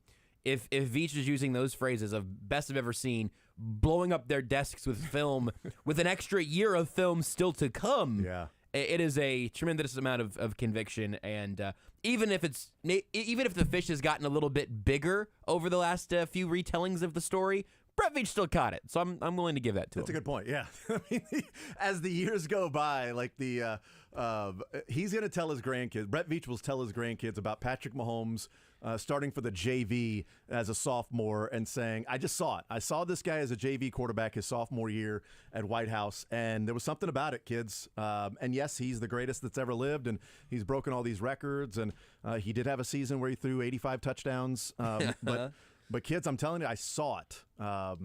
He was roughly 14 and a half years old. You know, now that I think back to it, I was probably 20, 21 years old. I was out at a Pee Wee football game, and there was this little kid in Texas wearing number 5, and I knew from that day on he's going to be the greatest football player who had ever lived. I actually didn't see him play quarterback, but I saw him in the playoffs taking on Michael Kopech as a starter, and Kopech gave up one run a complete game and had like 12 Ks, and Patrick Mahomes in the playoffs had a complete game shutout with like 15 strikeouts, and that's when I knew this guy could be the greatest quarterback that ever lived. I was just following my passion. I was a lifeguard at a public pool in Tyler, Texas, and there was this little kid with great hair, just doing laps up and down the pool. Must have been 5 or 6 years old. I was really impressed. I wrote his name down. I got his contact info from his parents. It was odd that, he was there with a bunch of friends and everything, and one of the guys was probably 20 feet away from him, and they were like, "Hey, Patrick, will you throw me the sunscreen?" And he threw it, and I thought, the motion, the throw, this guy's going to be able to make a throw from every angle. Not a traditional throwing motion for a kid throwing a bottle of sunscreen. His off-platform sunscreen throw showed me what he could be if he were to pick football, and I'm just glad that he did. This might not be getting too close to reality, because if you never played the jump into the pool to catch a football game, that's right. Hello? Yeah. I forgot about that being a deep part of my core memories. A kid actually had to have CPR that jumped in because Mahomes threw the football and it went through his chest. It was grim. Yeah, and Wendy Peppercorn was there, and they planned it all along. They had been planning it for years, and Squints finally, he had kissed a girl. Finally. And that was because of Patrick Mahomes, and he knew if he was able to do that, then obviously, he could be the greatest quarterback. What can he do? I do wonder how the legend will continue to grow, and when the legend becomes fact, print the legend. So yes, but I think this part is actually true. I think this part is actually true. Early on, that he had tape on the desk of, look, this guy, because that would have been 2015. Yeah, for Mahomes. I think so. Right. I mean, they had 2 more years. Well, that football season, and then 2 more years of Alex Smith as your quarterback. They had at least one more. They had at least the 2016 season with Alex Smith as your quarterback. And even if you drafted him, then you had another year with Alex Smith as your quarterback. That Brett Veach was already saying, look, we got Alex Smith. This guy's different. So, and it's just a matter of where you are in your assessment of your organization. Can you win a Super Bowl? And the Chiefs looked at it and said, we cannot win a Super Bowl with Alex Smith. You can be good, but you can't win a Super Bowl with Alex Smith. There are teams that are looking at their team and saying, we're going to try to win a Super Bowl with this guy. We're just going to build around him and build around him and build around him. I think Minnesota's doing that right now. Yep. Can we win a Super Bowl with Kirk Cousins? Yeah. I mean, the 49ers went to the Super Bowl with Jimmy Garoppolo, and they're one catch from Emmanuel Sanders away from winning because that was the last play of the game. Everyone forgets that. That was the end of the game. They're a wasp away. Hey, I got the shirt on. They're a wasp away from winning that Super Bowl with Jimmy Garoppolo. We can do that. Okay. Someone should do it. Sure, do it then. You know? And the Eagles did it with Nick Foles, and then Joe Flacco. So it can be done. And then those teams learned, and they drafted Lamar Jackson and Jalen Hurts, respectively. I mean, did Jalen Hurts, did he fall in their lap? You know, I mean, credit where credit is due. We'll take a timeout. We'll come back, play a couple of these other clips from Andy Reid and the New Heights podcast. And we'll talk with Josh Kaiser coming up about 12:20, 12:30. KC Sports Network, talk a little Royals baseball, and Mick Schaefer at 1 o'clock.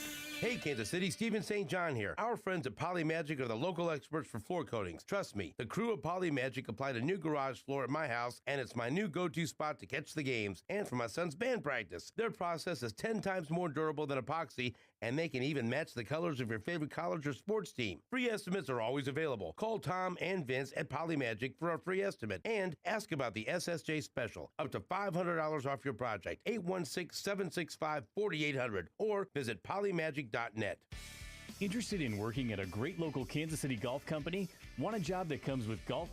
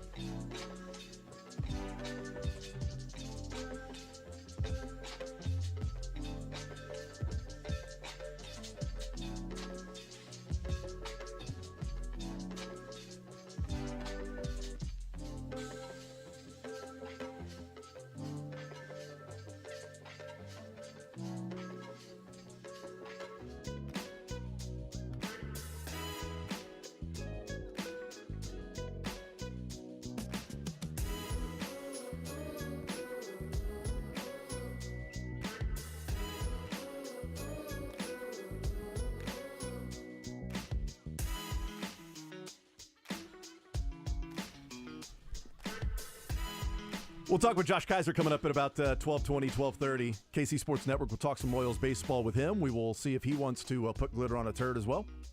I'm not sure. Maybe he will, maybe he won't. We'll find out. Got to enjoy the glitter, no matter what it's on. 913-912-4810. Let's hear from Andy Reid again with the New Heights podcast. This one is shocking. It's about Patrick Mahomes. And, he's different. We know he's different than other quarterbacks. But Andy Reid was asked, what makes Patrick Mahomes different? He's got a good way about him. He was raised in a locker room, so he's got that feel. Yeah. He's a natural leader, but he's humble. Yeah.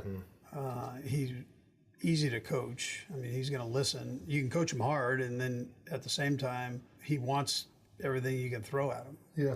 And both of you guys are great players, and if there's one thing I've noticed in coaching over the years is the great players want you to give them one more thing so they can even be greater than what they are. So they're always asking, hey, what do you got? What do you got? What do you got? And I saw that with Brett. I saw it with Reggie White. I saw it with the different guys, Sterling Sharp, all these guys that phenomenal players, and Brian Dawkins, and the list goes on. So, right. But they just want to give me one more thing to make me better than what I am. And so it's a great driver for a coach to do. But anyways, that's Pat's got that. I mean, he wants you to load him up and challenge him, and he's going to work, and he's dedicated. I mean, during the week he's not going out. No. He's going to try. He's going to stay in and study and do his thing, and all the time. Yeah, that's how he rolls. So my favorite part of that clip is not just the, hey, the great ones, they want more. They want to be pushed. Okay, yeah, I got this. What else? What's the next thing? Now feed me the next thing. Feed me. I'm hungry. I need the next thing. I need to know what the next thing that I can learn and master is. My favorite part of that clip is when he said, it's very end part, when he was talking about, the guy, he doesn't go out, he's studying. And Travis Kelce, who is around Patrick all the time, and, maybe best friend, goes, all the time. Like he's just staying and he's studying all the time. Like he might have been like a little bit annoyed about it once or twice. All the time.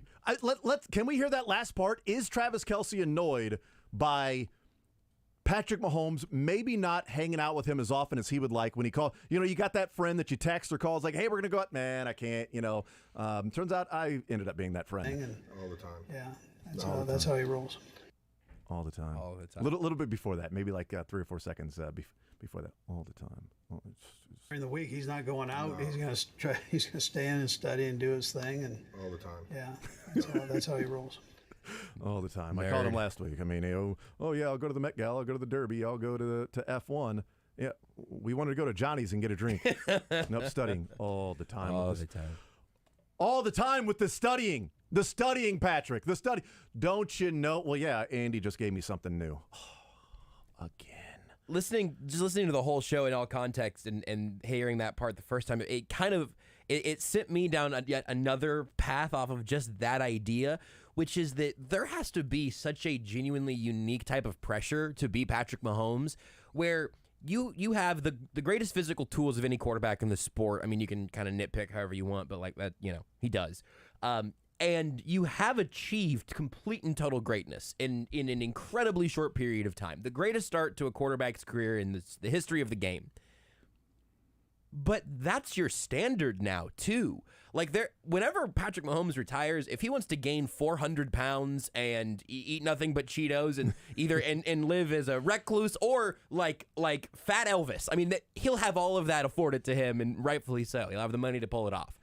But to have that drive where you're essentially moving your goalposts for yourself, because if you aren't constantly doing that, the second that Patrick Mahomes, the greatest natural talent playing the sport, the quarterback position, incredibly accomplished, incredibly smart, incredibly well studied, obviously all of those things, but as soon as you throttle that back, the decline would begin at that moment. I don't think you can. Yeah. I don't think there's such a thing as cruise control when you're Patrick Mahomes, because everyone knows you're Patrick bleeping Mahomes. Like you are the target that everyone else is kind of setting their off season by. It's got to be a fascinating spot to be in, where that grind really can't ever stop, despite the fact that he has already achieved everything you could possibly achieve to this point. He's just not done yet. Yeah, luckily some of his sort of idiosyncrasies of his personality, like he might have OCD in terms of everything needs to be the best.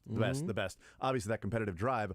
I don't know. He's a hoarder of records and wins. That's what he. It's like, why do you have all of these, stuffed animals from those? I mean, are those Beanie Babies that you still have in your garage? Well, I don't want to get rid of them just in case, Why do you have an entire stack of Dave & Buster's cards? Well, it's because I'm trying to get those high scores. Right. I mean, but you can just have one that's refillable. Why do you need 50 of them? I don't know. I just want to make sure. Are those come from behind wins over there in the corner, Patrick? Like, why do you have all of those? You never know when you're going to need one. You never know when you're going to need that crazy come-from-behind win. Speaking of which, Andy Reid was asked about having somebody like Patrick Mahomes that has the record that he does and being able to come from behind and trailing in a game and just never losing that confidence. He talked about the Super Bowl, specific, but Andy Reid talking about just having number 15 there and trailing in a game doesn't really matter. Everybody in that locker room knew that we had the ability, if we just straighten a couple things out, to come back. That, to me, is reassuring as a coach. But you got to have the players that believe in that. Yeah. So it's one thing for the coaches to believe in it and say it. It's another thing when you're saying it to guys that truly have that feeling in their heart. So 10 points, we know isn't a big thing, and 20 points, 21 points is not a big thing. We've done that, and so that's a good feeling from when you're sitting in the head coach's seat. The head coach of an NFL team saying, 10 points, not that big of a deal. 21 points, we've done that. Just casually dropping 3 touchdown comebacks, as in like, well, yeah, we've done that. 21 points, we've done that. 10 points, yeah, everybody believes we can just fix a couple things, and yeah, we can come back and win because it's what we've done, and you got number 15 over there. But yeah, we were able to do that, and it's a good point about it's one thing to say, yeah, hey guys, we can do this. It's another thing when you got a group of guys in there that have all experienced it and know that it can be done in their hearts. I've talked about it before, and I wonder how much the 2019 playoff run did for changing the course of what the Chiefs are able to accomplish and sort of the mindset of never being out of it. If they would have just simply pounded the Texans from the get-go, they won by 20 points? If they would have just got out to... you saying it again, it's so dumb. If they would have just got out to like a 14-point lead and then held them off, back and forth, and they end up scoring 7 more points than the Texans the rest of the way, and they win that game. What'd they beat the Titans by? I just wanted to give you the final. You were right, 20 points, 51-31. They were down 24-0 and won that game 51-31. I hope that fact never ceases to make me laugh. Was that like 11 or 12? Because did the Titans end up scoring after Sammy Watkins' touchdown? In the championship game, the AFC championship game? Because the Sammy Watkins touchdown was, holy bleep, they're going to the Super Bowl. Yeah, that was the moment for me. That one is. Yeah, and I'll be honest with you, I don't remember the rest of the game. I don't have a memory at all of the rest of that Titans game after Watkins caught the ball and sort of looked behind him and then, ran at 10 o'clock to get in the end zone or whatever. It was 35-24 was the final. So they won by 11. They won by 11. But the Titans did have the last touchdown of the game. Yes, it was 35-17. Yes, that's exactly right. And that's when it didn't matter. You don't remember Ryan Tannehill to Anthony Ferkser? Got the deficit to 11? Oh, interesting. No, I do not remember that. Me neither. Totally blacked that out. Yes. But if they would have just jumped out to an early lead on the 49ers, right? So they won by 20, 11, and 11. But being behind by 24, by 10, and by 10, and coming back in all of those games does something different to the mindset of, yeah, you're never out of it. So down by 10 to the Eagles, well, they haven't won all these games just by leading. Every single game that they jumped out to a lead and held them, no, they've won so many of those games where they had to make the comeback themselves. They had to find a way to pull themselves up off the mat to go and do that. The Bills the next year in 2020, to be able to beat the Bills in the AFC Championship game. They were down early, 10-0? Or maybe it was 9-0 because I think the Bills may have gone for 2 or something like that. But it was after McCole Hardman fumbled and the Bills score, and Hardman comes over to the sideline and he's pouting, and Patrick Mahomes, the mic'd up, goes over and says, we need you. We're going to need you. Get in the game. Get your stuff together. Let it go. You're going to have to make a play today for us, all right? We're going to need you. They were down in that game, too. It's like just that innate ability to, it doesn't matter how many points they're down by, they're going to come back and win, that there isn't a game that they go into where you go, this deficit is too much to overcome. Now, it might be the scale of score and time, right. Like in the fourth quarter when Mahomes was still making all these miraculous throws against the Bucs in the Super Bowl, you knew it was there wasn't going to be enough time for them to ultimately make that comeback and win that thing. It's just a matter of can you save face to a degree. And also in that Titans AFC Championship game, this also was just totally lost to me. They did score 4 consecutive, like 4 unanswered touchdowns in that stretch. They were down by 10, got it to 10-7, Titans score in the second quarter, and then it's 2 touchdowns in the second quarter. No one scored in the third, 2 more in the fourth, and then Sammy Watkins again down the sideline. Chiefs are going to the Super Bowl. They were down 10-0. They were down 17-7. They won 35-24. And then they end up leading by halftime. Same thing they did the week before against the Houston Texans. It's really down remarkable. 24-0 and leading at halftime. That Texans game, I think we've probably discussed it once or twice across the station over the last few years. One of the most remarkable things you will ever see in a football game, with the stakes attached, truly shocking. And I'll Venmo you $1 right now if you can tell me who led both teams in rushing.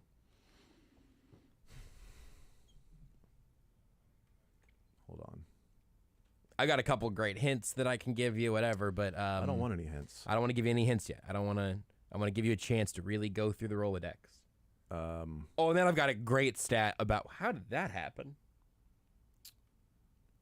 Oh, yeah. Okay, one of them makes... Here's a fun fact. Not a hint, but just a fun fact for the audience. I guess this was on the on special teams, but 4th in rushing for the Texans that day with 1 carry for 2 yards, Justin Reed. That was actually going to be one of my guesses. I'm like, was it Justin Reed that he picked up 1 yard? Was it that bad? It was 2, and I know that came up at some point after they signed him, but I'd forgotten that.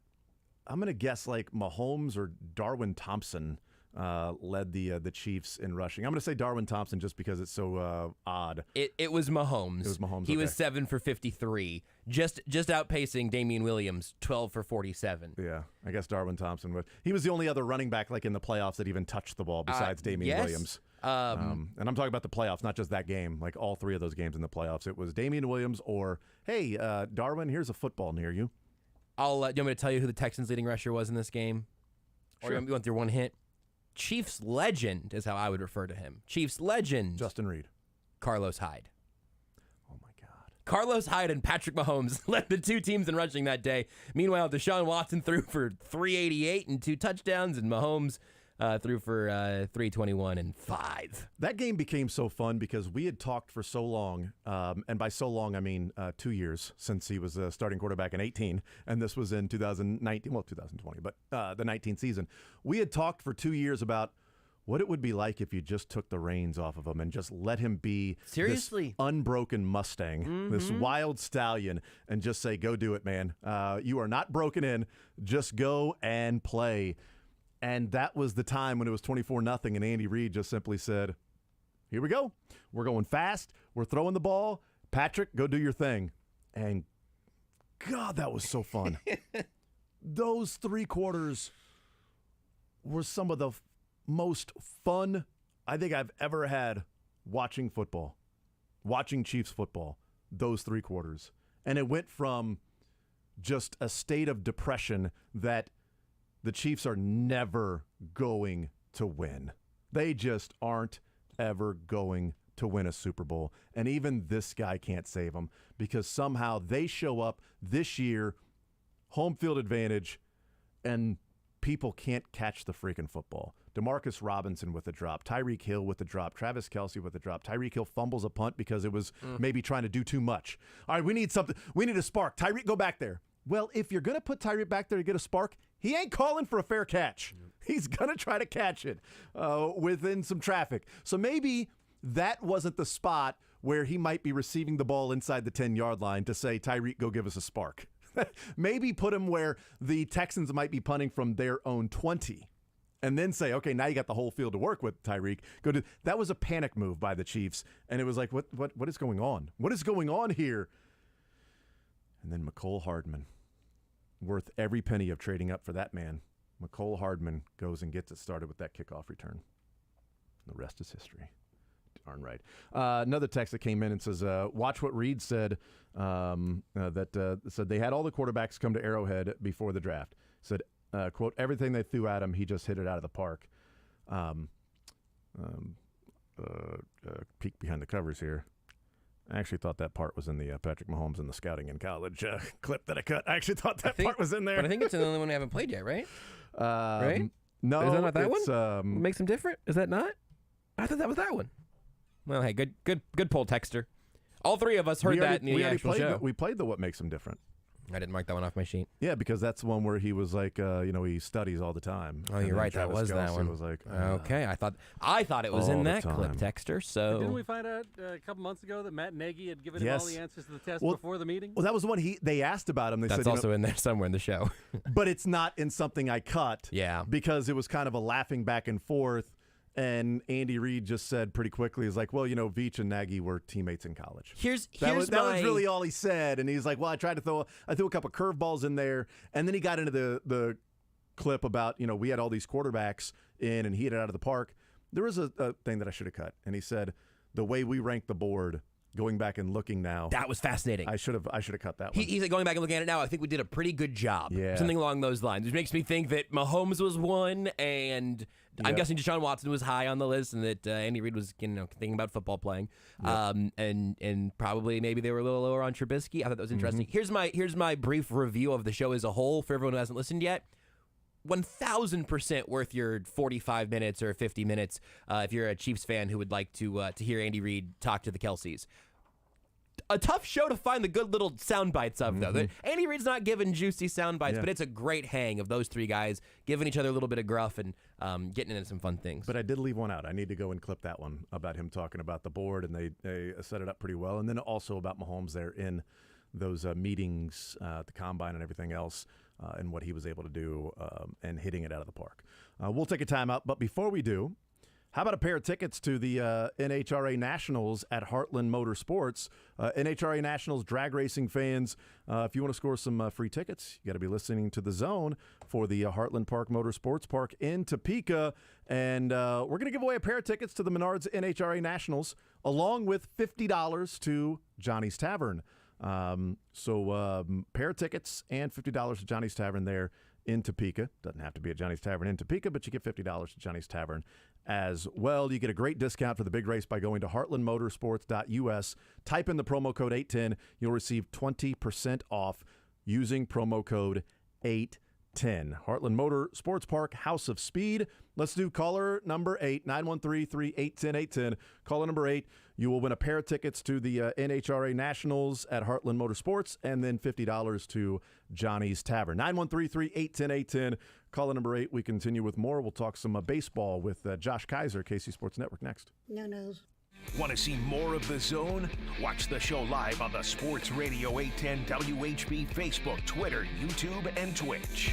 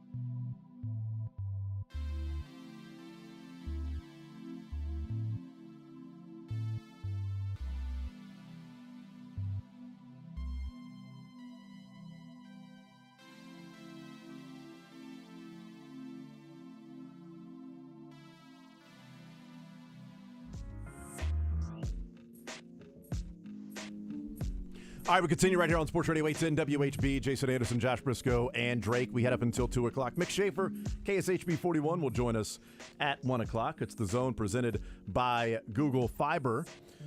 Talking a lot of football here in the show, a little baseball to start the show, and then Brad Spielberger and some Andy Reid clips from New Heights. Let's talk some baseball, some Royals baseball. Josh Kaiser from KC Sports Network, Podcast One Royal Way, joining us here in The Zone. Josh, what's up, man? How are you, sir? I am doing swell. I appreciate you guys having me on. This is it's pretty awesome. I'm not going to lie. Yeah, no problem, man. Appreciate you joining us. Josh said, let's have Josh Kaiser on, and Jordan Foote gives him the seal of approval. And I said, well, now I don't want to talk to him. If Jordan says do it, I feel like we are heading towards disaster. But I think that's fair, and I really have that same policy about anybody who endorses me. You can't ever trust their judgment regardless of that. So, yeah, I totally understand that. Josh Kaiser is our guest. All right, let's get into it. We haven't talked to you this season, so just curious as, this is a 10-27 ball club through almost 40 games. What you maybe thought this year was going to be about? Were you on board that it was an evaluation season, wins, losses, not as much as, the macro of what these players are doing, and where you stand on what you've seen so far through 37 games? Yeah, I think coming into the season and really before that, when they did the whole regime change, JJ took over as GM, the new manager, new pitching coaches and everything, that was, to me, when they really sealed that the fate of this season was way more important about the assessment aspect of it. I even said, like, in the offseason, we're not going to be spending money on free agents. This is going to be evaluating to see what we have and then going from there. So to me, that was the expectation that was set long before any pitch was thrown. And as far as like what I've seen so far, I'd rather have 10 wins. I'd rather be closer to the middle of April by the time we get to double-digit wins as opposed to closer to the middle of May. But again, like you said, the win-loss record does not matter at this point. It's not that the ceiling is sold and all the fans and everybody should stop watching baseball until Patrick Mahomes starts throwing footballs in August again. But it is more important about the evaluation process, seeing what these young guys can do, and then seeing where the voids are. When they do kind of start to figure out where the holes are and start to feeling out how to fill those voids with who, whether it be through free agency, whether it be through trades, that's when you truly start figuring out what this roster will look like both in the present and in the past, and what that should look like moving forward. In the 37 games of an evaluation season, are you encouraged by what you're seeing, discouraged, middle of the pack, indifferent on one way or another? How are you viewing some of these players that we were wanting to get answers with to figure out, as you said, what they have, if it's trades or free agency, how they go about building and putting the pieces of the puzzle together? I've been fine with what I've seen. I think I kind of expected what I've seen so far. I did expect, Bobby Witt Jr. to kind of take those steps forward, but not become somebody he's not. In the minors, he was never a guy who takes 10% walks. He was always guy put ball in play and then run really fast. So that's right. Exactly what he's been. He took the step forward defensively. I know you guys were talking about earlier in the show, but he absolutely looks fine out there. Very serviceable, if not really good, out of shortstop at times. The routine plays are still there, but I think that comes with those young players. So I've been perfectly fine with what I've seen with Bobby. I still kind of have him on like a Trevor Story, Troy Tulowitzki, maybe Trey Turner ceiling type of career arc, and those guys were pretty. They didn't really. I know Trey Turner had a great rookie season, but they kind of had their struggles. They had to make their adjustments there in their sophomore seasons, and that's kind of what we're seeing from Bobby. At a small dose, he was having trouble fighting off those fastballs up in the zone. He's pretty much doing that now. So I think there's growth there for sure, but he was always hitting the ball hard. So I've been fine with what I've seen from Bobby. MJ, kind of the same thing. He was always like 230, 250 guy, but hitting the absolute crap out of the ball. I'm very, the plate discipline is always there. I love his ability to go opposite field. The question with him was always going to be more about the catcher position. And their approach to him kind of being more in the outfield has been perfectly fine with me. especially with Salvi there. I like Fermin behind the plate. I like his receiving skills, and I think his bat has some upside too. But MJ being able to focus on what he's doing at the plate while also doing pretty well out in the outfield is also pretty big. And then obviously the other one is Vinny Pasquantino. He's doing exactly what a lot of the people that have been following him is doing. He's hitting the ball really hard. He's laying off bad pitches for the most part, putting a lot of balls in play. I mean, there's a very, very major league serviceable bat at a floor there, and I think there's multiple All-Star game appearances from Vinny Pasquantino potentially as a ceiling there too. And then some of these other guys, Michael Garcia, Nick Prado, some of these guys are showing you exactly what you wanted to see. I think they're doing completely fine, making changes when they need to, and I think that's perfectly fine. From the pitching standpoint, it's a lot hairier.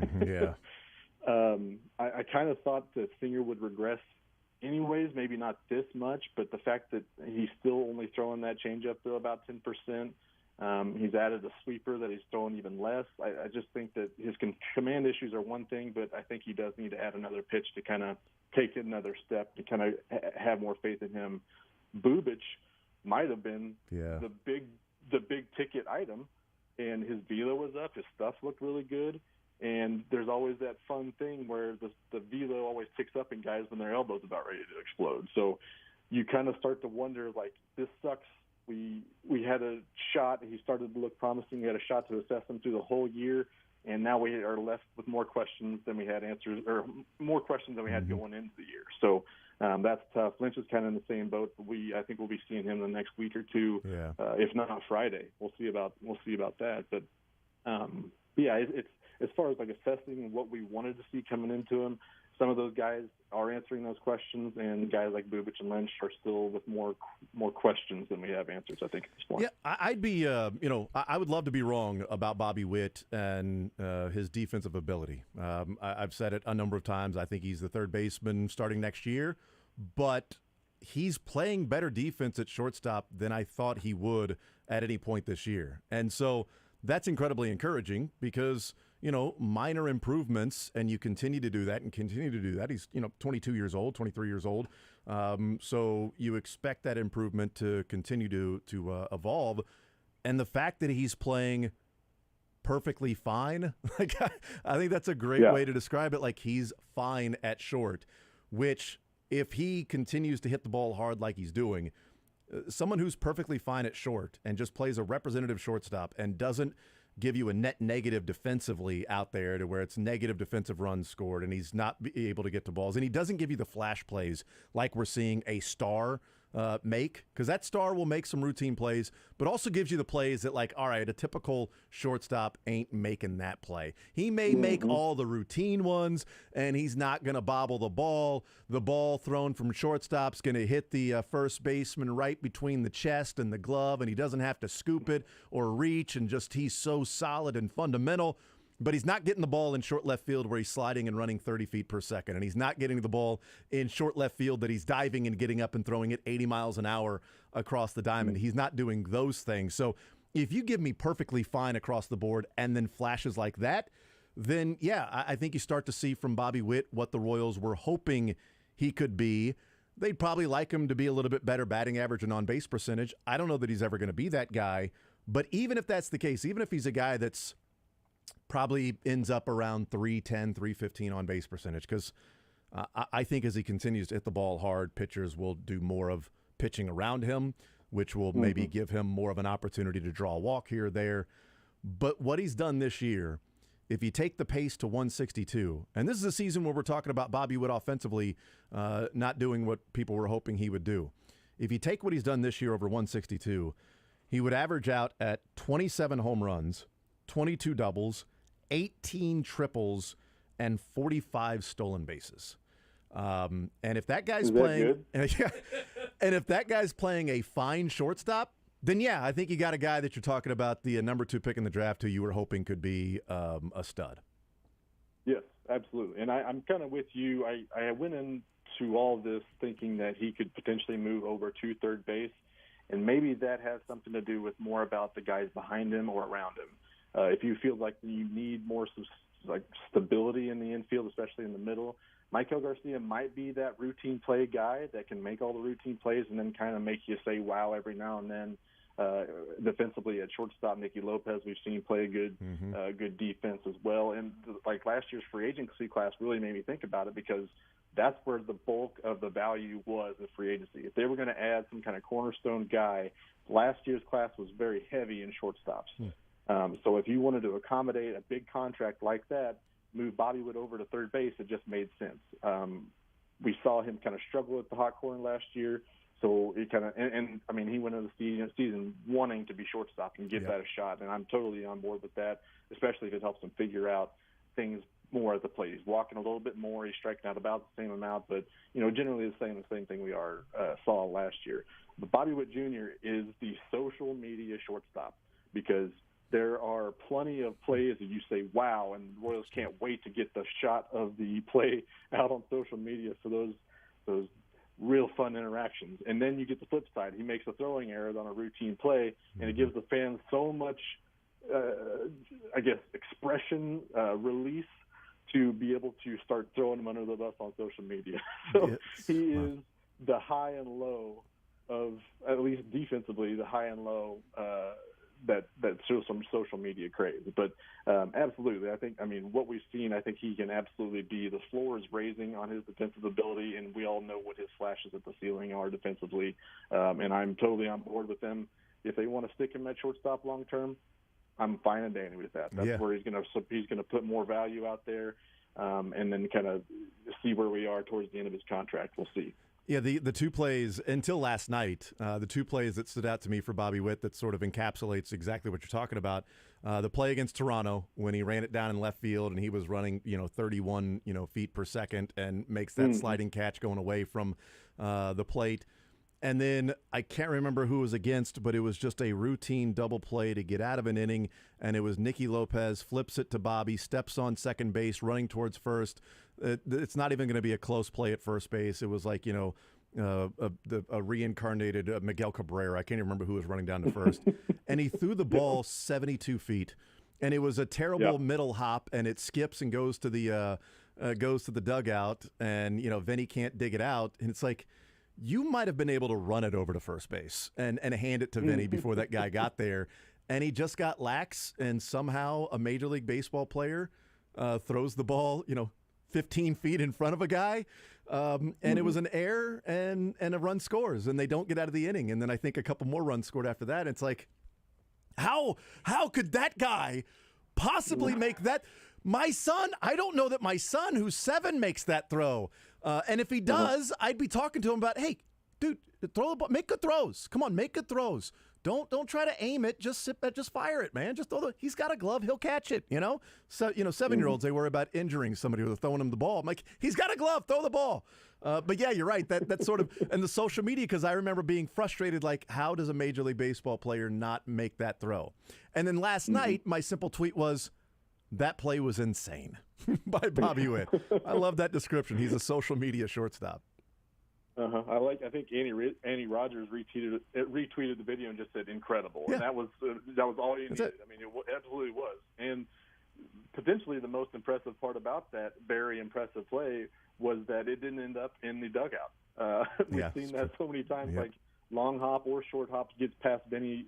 God love him out there, but he is a very capable first baseman, but that's a tough play.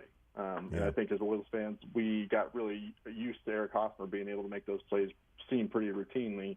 As Head says, makes it a marshmallow. But that might have been the most impressive part of it, was the fact that it was completed. Yeah. It was a correct call. It was dug out. It was a great throw, great play, and then you just kind of, it's one of those plays where you see it unfolding, you're like, God, I hope this ends out correctly. Ends out the way it's supposed to, and then you get pumped whenever it does, and it's just not a cool, show of athleticism. It's a great play. So that was a perfect play for Bobby Witt to kind of show that flash that he has. And like you said, there's been, I think it was that Ranger series where he had that game-saving throw or game-saving catch where he ran 7 football fields towards the left field line, made a really, really tough reverse basket catch and saved the game. That was later blown by Scott Barlow, but that's neither here nor there. But he's shown those plays, and that's what I just can't. I can't get over those are the plays that stick in your mind. And you look at like the defensive run saves, and it's not as where you think it should be. But then you remember that play, and you remember how awesome it felt, and it was just like wipes away all that bad in my dumb brain. Yeah, I mean, you're right, and it's you were talking about Vinny being able to scoop it and get the hop and completing the play. That would have been the baseball version of a basketball player that crosses somebody over and the guy sort of slips and falls and the crowd goes, ooh, and then he misses the jump shot. It's like like Lonnie Walker last night, or the night before. Steph was guarding him and Steph tripped a little bit and fell, and then Walker airballed it. So it's not on the highlights anywhere. It's nowhere on the highlights. You're not seeing it on ESPN. If he buries that shot, he crossed Steph over, and Steph fell on defense, and then Lonnie Walker knocked the shot down in the fourth quarter and just went along with what he did. We still would have seen Bobby Witt's ability to get there, throw the ball, but completing that play is much better. Josh Kaiser is our guest, KC Sports Network, Podcast One Royal Way. What do you make of Brady Singer then? You mentioned that. I wrote it down listening this morning to Buster Olney, who was on with the Border Patrol, and saying that the Royals have, there's interest in Brady Singer. Like when you're talking about trades, and the Royals have already made a trade. Teams are already calling about Aroldis Chapman right now. And so, yes, the phones are working. And Brady Singer has even been talked about from the Royals and maybe some other teams. And Buster Olney said what he's hearing is that teams are saying, well, he's regressed. We're not trading for him because he's not the player he was last year. So he's taken that step back, and we'll wait and see before anything happens. And so what do you see from Brady Singer? Has he just regressed? Is he having a bad season? Is this he's going to shake it off? Was it World Baseball Classic that there's still some of that remnants from, not pitching very often? One of my theories is that, he may struggle between the ears at times to sort of keep things together. And I wonder how much the arbitration hearing and not getting the $300,000 from the Royals that he wanted, and then going into an arbitration hearing where the Royals say all the negative stuff about him and how bad of a pitcher he is, that he doesn't deserve, $300,000 more. I think that could be a part of it. What do you make of what we've seen from Brady Singer and his 9 ERA through 7 starts? The thing that jumped out to me, and I kind of noticed it big time in this last start, especially in the first few innings where he struggled, was the command is really tough. He's still got nasty. That slider is nasty, and I love the two-seam sinker. We had J.J. Piccolo on the podcast, and we asked him what his favorite pitch was, and he described that on a left-handed batter, he can go. It looks like he's hitting towards your hip, and then it comes back into the inside. I love seeing him lock up dudes with that pitch. I agree with JJ. That's one of my favorite pitches for sure. He has that. The command is not there, especially with the slider. And what I kind of saw, especially in that last start, was he threw like 17 sliders in the first couple innings, and 14 of them fell out of the strike zone. When you only have a sinker and a slider, and then you kind of work in a sweeper and a changeup, batters can absolutely sit on that sinker. They can identify it, and they're more likely to jump on it, wait on it, and then jump on it when they do see it. And that's kind of what it, to me, seems like. I think that's also correctable. He made adjustments towards the beginning of the season last year in Omaha. I think that is a possibility. I both agree and disagree that there was some aggression there. I think if you were paying attention, I think that it's kind of unfolding how you kind of thought it was going to. He might have overachieved a little bit last year. I mean, he's a great pitcher. He's a really good pitcher. I think he's the best, the most talented stuff in this rotation currently, for sure. But when everybody's healthy, I think he's still one of the top 2 pitchers with stuff-wise. But just being able to block it out, I totally understand where you're coming from between the ears and kind of hearing all the background noise that kind of goes into that. I think that up until the start of the game, I think that's part of it. But once you're in the game, I think it gets blocked out for the most part. I mean, he's not going out there thinking about our stupid tweets and stuff that are getting to him. But I think that if you're paying attention, I think the regression is kind of a mislabel. I think you probably could have saw it coming, like regressing to the mean a little bit, because I think he was overachieving a little bit last year. But at this point, as far as trade value goes, I mean, Lefty had those reports last year about there's been plenty of front office organizations that want to get their hands on this entire 2018 draft class. Yeah. So if that's still the case, then maybe I'm exploring a trade. But otherwise, I'm going to try to fix Brady Singer and get these last 3 years out of his contract and then see where we are after that. I mean, just 6 months ago, we were talking about extending this dude. And he was the anchor of the staff. He was the best one to come out of that group, and we can see how the other ones kind of turn out. And how that narrative has changed. Absolutely. So, and obviously the Royals at least are open to the idea of trading him if there's even conversation of Buster only hearing that teams are saying, well, he's going to have to turn things around. We think he's regressed. Well, he's not hearing that unless the Royals would be open to trading him or what the value might be or what the Royals are looking at, because right now they wouldn't. I wouldn't want him to trade him right now because I think you'd be getting a discount. If you were going to trade him, it would have been last offseason to say, we think there might be a regression coming. But right now, teams are looking at it and saying he's just now starting to become the pitcher he could be. But seeing it right now, I'll wait to see and him figure this stuff out with his stuff and get going back again on the mound if I'm thinking about trading him. 100%. And I mean, some of that might be just negotiation talk. Trying to buy leverage against the Royals and against his pitchers so they don't have to give as much. Obviously, that kind of goes into it too. But, I don't see – I'm 100% on board with you in that they should not be listening to anything at this point unless something's blowing them out of the water, which – I mean, that could come, but I just don't see it coming right now. Josh Kaiser, KC Sports Network podcast, One Royal Way. Josh, appreciate the time, man. Great stuff. And Jordan may have gotten one right this time. We'll see what when the reviews come in. Joe, we'll see what happens. But still very leery about that judgment call from Jordan. But I appreciate him. Always. I appreciate his seal of approval, but also appreciate you guys having me on. It was.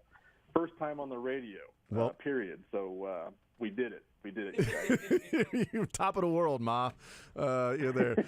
Josh, appreciate it, man. We'll catch up soon.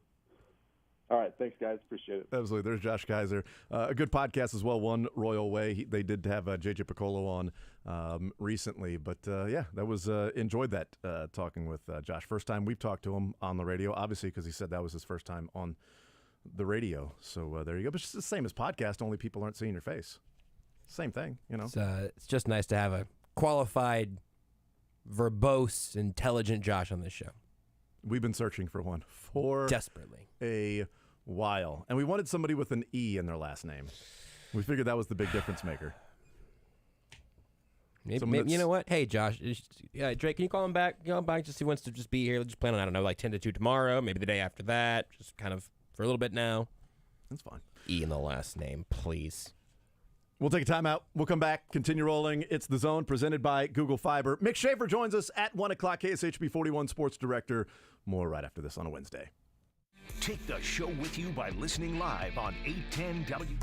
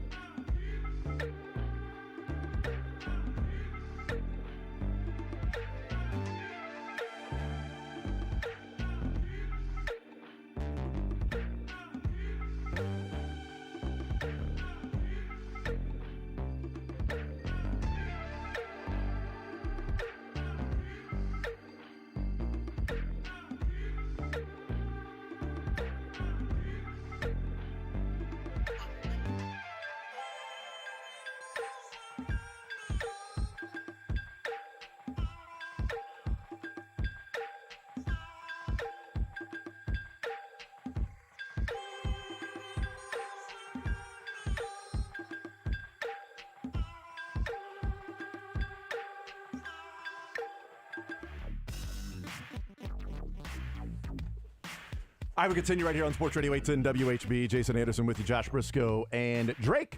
We'll hang out with Mick Schaefer coming up in the 1 o'clock hour. Text says, my, how the turntables have turned. Says, of course, Brady and everyone should be on the block. We won't be competitive in the next 3 years, so may as well start from scratch now. Trade Bobby Witt Jr. while his stock is high this year. Sad and depressing, but do you disagree? I think there are some that you would be open. Actually, you know what? I'd probably be open to everybody. Like, honestly, I'd probably Salvi, Witt, Vinny. Not Dozier. He's got to be around. I don't want to lose. You don't want to lose Dozier. You don't want to really tank. But yeah, at this point, like, you can't say, boy, the Rays are so transactional. They got all these players that they got from trades, and they're willing to move guys, and even guys that are with the big league club, and guys that are down in the minors, and they make all these trades, and they're transactional, and then go, well, you can't trade that guy. Well, no, you can't trade that guy. No, I want more trades like the Royals pulled off the other day, where it's a couple of minor leaguers that I've never heard of before. Yeah, right, exactly. So I want them to get like 0.5% better in those trades rather than take a chance of, how dare you trade Will Myers? Yeah. Why would you not give Zach Greinke the money he wants? You just traded one of the lone things that are any good about this organization. Well, you can't trade Greinke, and Will Myers is going to bat third for you. I'm about the transactional life, or at least trying that way of life for the Royals. I'm all about that life. I really am.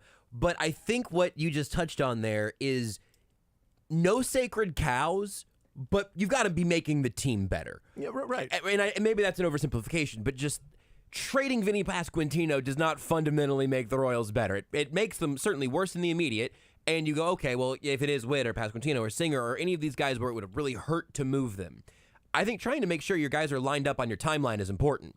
But you have to have a reason that improves, and I don't know what the Bobby Witt haul would look like. I'm not quite there yet, even though I do tend to agree that they're not going to be competitive for a little while still. So Ken Rosenthal has his notes that he put out at The Athletic of all these different teams, and he does have notes on the Royals. Says early action in KC, ? Says rival clubs report the Royals already are active in trade discussions, but mostly on minor deals such as the one they made Monday, acquiring right-hander James McCarthy from the Phillies for 19-year-old outfielder Junior Marin. The Phillies had designated MacArthur for assignment. Royals want to be aggressive on certain pitchers at the bottom of other teams' 40-man rosters if such players become available. The more intriguing development is that the Royals already are receiving calls on Aroldis Chapman. According to Major League sources who were granted anonymity so they could speak candidly, Chapman, who signed a one-year, $3.7 million contract, is averaging 99 fastball, slider, highest velocities, those pitches, 2017 and 16, respectively. Been throwing gas. Yes. As for a trade happening in early May, it's the usual story. If a contender wants to overpay, the Royals are more than willing to listen. Clubs, though, generally are unwilling to engage in such conversations at this time of the year, and the Royals know Chapman's value figures to build as the deadline nears and teams improve their offers, even with the club control diminishing. And then says, perhaps the biggest question with the Royals is whether they will trade Salvador Perez. Says Perez, the last remaining member of the Royals, 15 World Series squad. He's got a full no trade rights. Royals would at least need to entertain moving him as a way to both escape the remainder of his contract and add players to their young core. Says such a deal is not particularly likely. Perez is guaranteed the balance of his $20 million salary this season, a combined $42 million in 24 and 25, and a $2 million buyout. The club option for 26. Many teams also are reluctant to acquire catchers at the deadline, fearing it would be too disruptive to ask them to learn a new pitching staff in the middle of the season. I don't know that I would want them to trade Salvi at the deadline.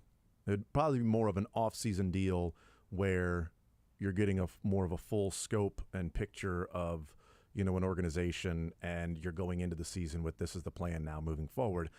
You'd also need to know what the plan would be post-Salvi at catcher, because it ain't MJ. It's not MJ Melendez. But Buster Olney, this morning with the Border Patrol, talked about Brady Singer and what he had heard about Brady Singer, and that is, teams saying he's regressing, so, there's not much interest in terms of giving up what it may take to get him. But the fact that Buster Olney is like, and I should point out, last week, the Border Patrol brought up to Buster Olney about Brady Singer and things like that. So he specifically went because he's awesome as a guest with that show. He then specifically went and started asking questions about Brady Singer and trade value and things like that. So not necessarily that the Royals are calling everybody going, hey, you want Brady Singer? Here's a for sale sign. It's a yard sale. Everything must go. It's an estate sale. You want Brady Singer?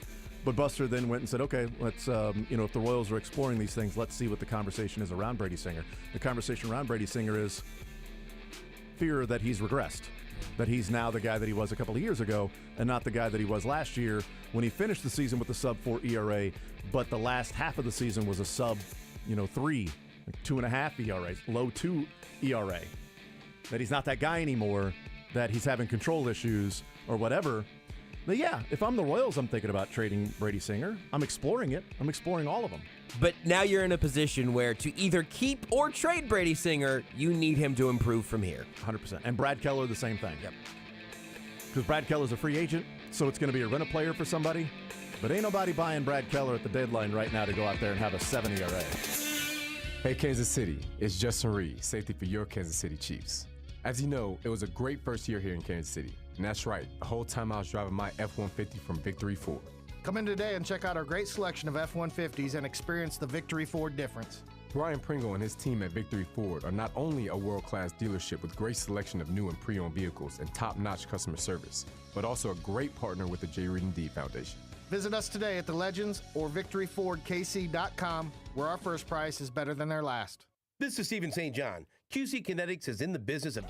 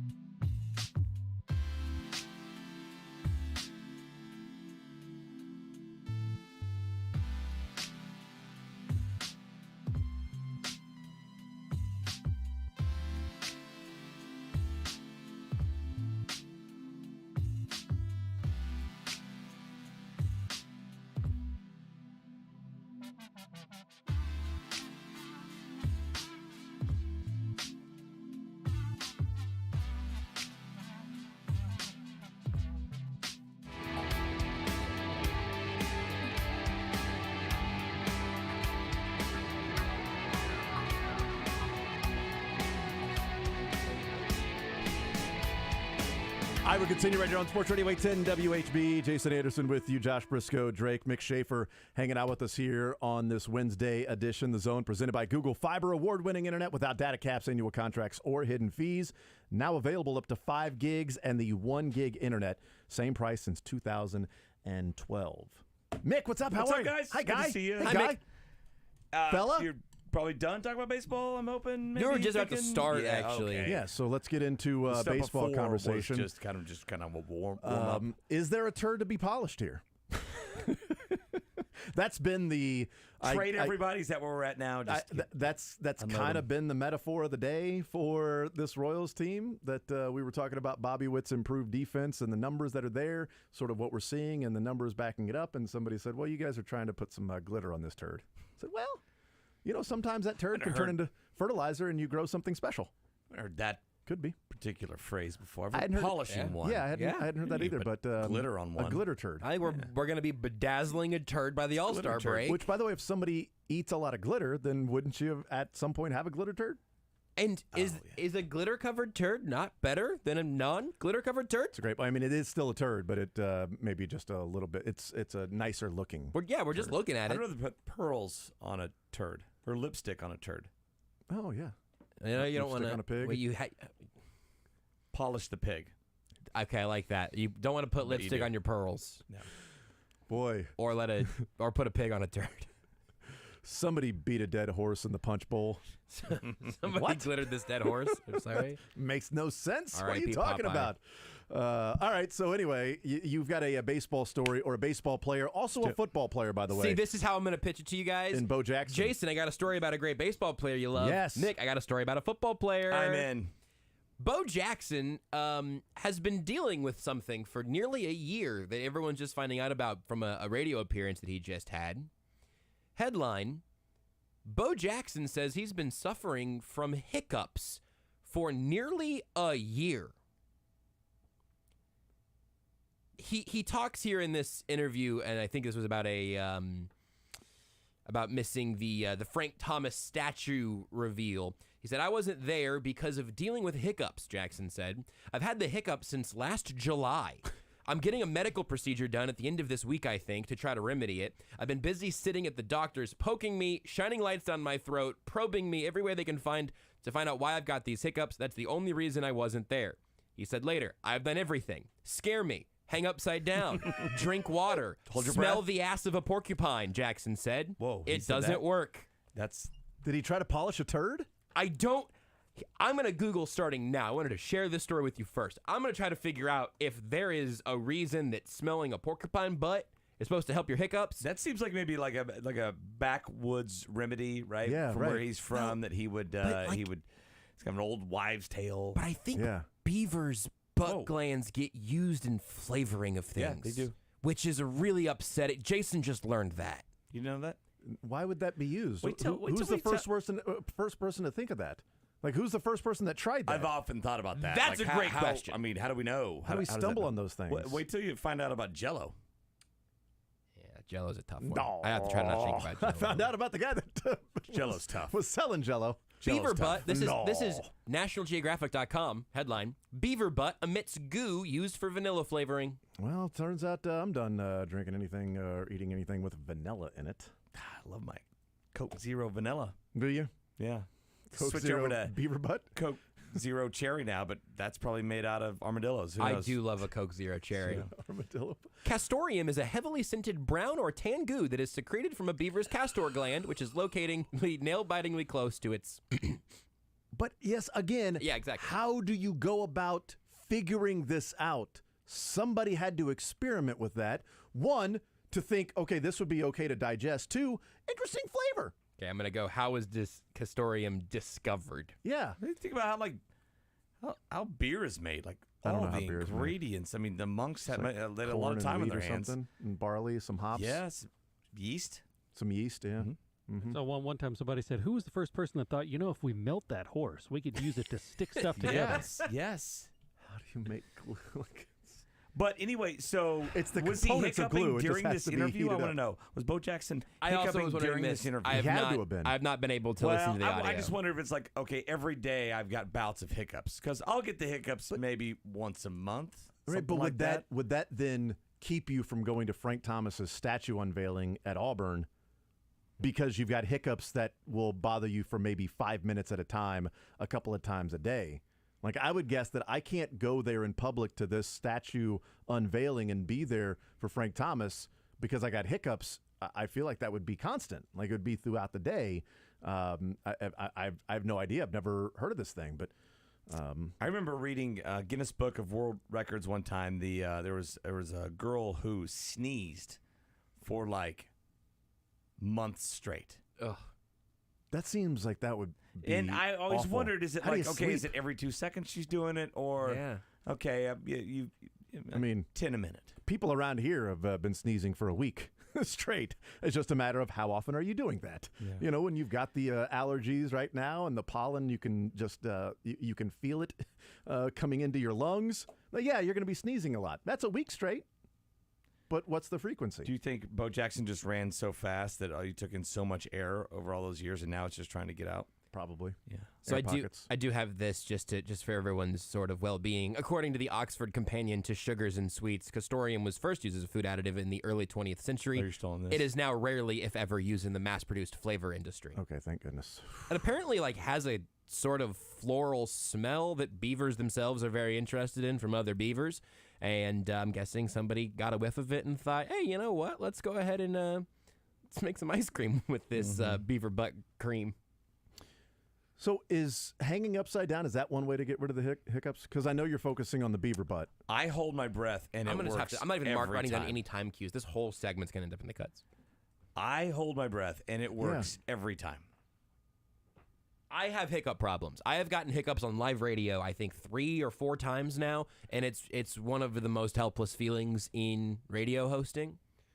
I've not gotten When a you're solution in a for myself. when you're inside the hiccup spell, you're like, when is this going to end? And I it don't can know only that be it will. It I can don't only know be that it like will. 2 minutes long. You're like, that was the longest 2 minutes ever. I can't believe I hiccuped that often. He's been going on a year?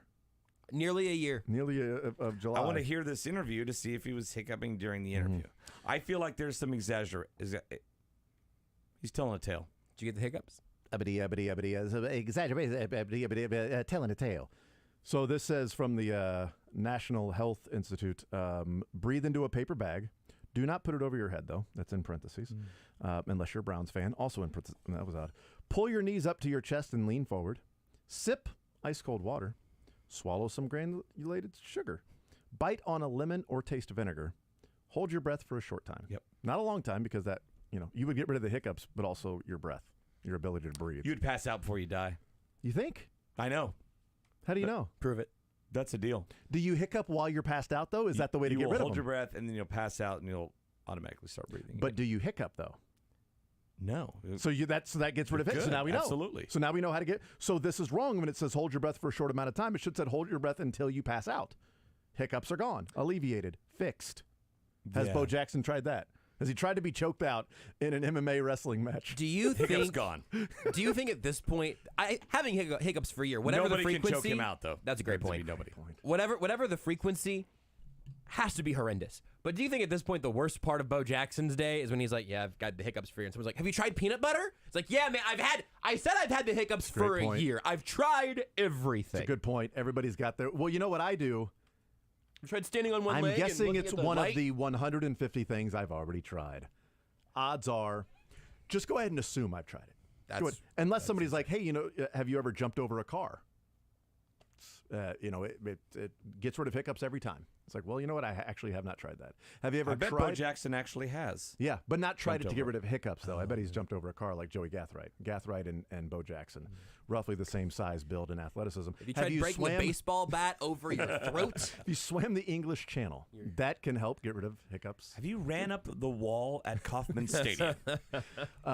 What you would want to do is run for roughly 99 yards and then go through a tunnel. If you can find some place to run like 99 yards in the open and then there's a tunnel, hiccups gone every time. Have you thrown out Harold Reynolds from 300 feet away? But it's got to be in Seattle. It's something about the climate. Air pressure. Yeah, it's got to be in Seattle and preferably inside. Not outside, but preferably inside in a weather-controlled environment while in Seattle. Near a wall, though. You got to be near a wall to be able to do that. If you have done that, then I don't know what to tell you. Further reporting Just not here sure. from SB Nation, there is no evidence that smelling any animal's rear end can cure hiccups. Oh, okay. Public service announcement. Well, you know what? Don't doubt Bo Jackson. I would Okay. not. If Bo knows, but he does not know Bo about knows getting rid of hiccups. Hiccups, just not the cure for them. Maybe it's a lingering effect of breaking your hip. You think so? Maybe. That would be hippucks. I'm not gonna delight you with the response to that. Are we staying on this or are we moving on, Josh? I'm hoping we're moving on from Great. this whole hour. Let's do it. We're moving on. Mick Schaefer's with us. We know some of the games in the schedule. Two, Tomorrow, right? We know 2 games. Well, 3. We know they will start on a Thursday night. We just don't know who to play. Yeah. They will play in Germany November 5th against the Miami Dolphins. And they will play the Cincinnati Bengals Week 17 on New Year's Eve, 3:25 on CBS, because the NFL refuses to have Chiefs and Bengals anytime before Week 14 or 15. They cannot play them in the first half of the season. They must be in the back half. It must be December or January that they play the Bengals Week 17, after we were just talking about, I'd like to see the Bengals early in the season. If you could just knock that out early in the season, I'd even take that Thursday night game opening the season with the Bengals. No, Week 17. You cannot get it later in the year. I guess you could. You could get that Sunday night game. One more. A few hours later. That's Week 17, not Game 17. So there's one more week, so you could have it Week 18. I'm saying in the calendar year. Later in the year. I see what you're saying. Sorry about that. We are going to close out 2023 with Mahomes Burrow. Which, by the way, Bengals haven't beat the Chiefs in 2023, so... Wow. Throw it back in their face from 3 times in 1 year. Like three times in 1 year. Yeah, that was 2022. We're living in the present now, okay? Or that was 2022. Yeah. Living in the present now, okay? We're living in 2023 now. Exactly. So that's why the Chiefs requested the Bengals not Week 18, Game 17, because that would be spilling over into 2024. They want to take advantage of Who knows what's going to happen in 24? I have no idea. With Chiefs, Bengals. Did you see the report from Peter King, though? Because we were talking about the Chiefs playing the Bears in Germany. Everybody was. That was a report from Bild, B-I-L-D, a magazine or a newspaper. German tabloid. Turns out it's a tabloid. Good to know.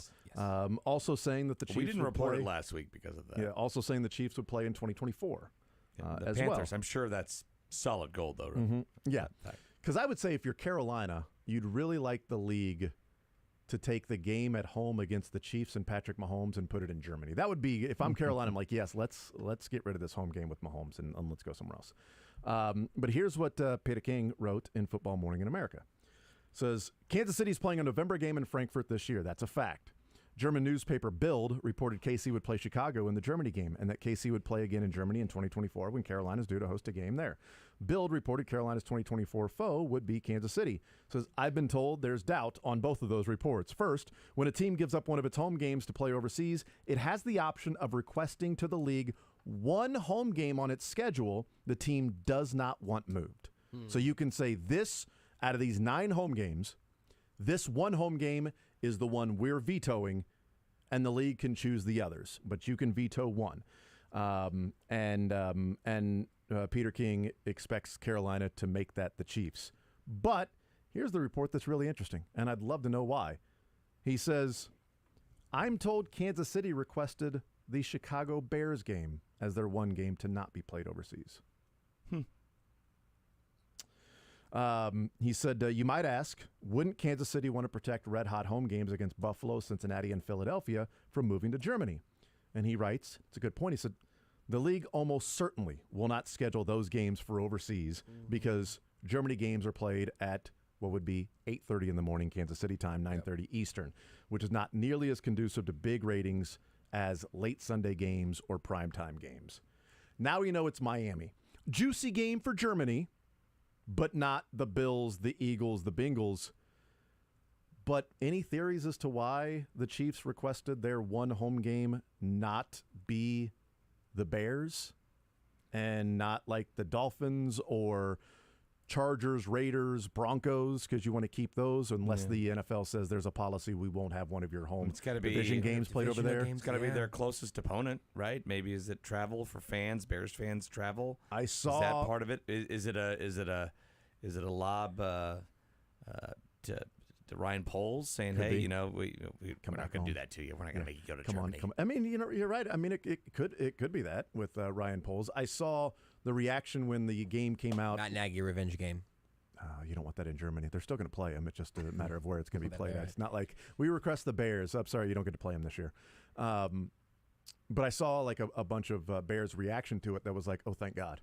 We're going to Arrowhead. Like, bucket list, I'll be watching the Bears in Arrowhead, Kansas City barbecue, going to go to the Negro Leagues Museum. I'm so glad that the Bears are not playing in Germany because I ain't going there, but I am going to be at Arrowhead for that game. But that's a lot of different teams. Got a theory. What's your theory on why the Chiefs, if the report is true by Peter King, who, by the way, has pretty good connections to, Andy Reid and Brett Veach and the Chiefs organization, why they would request the Bears?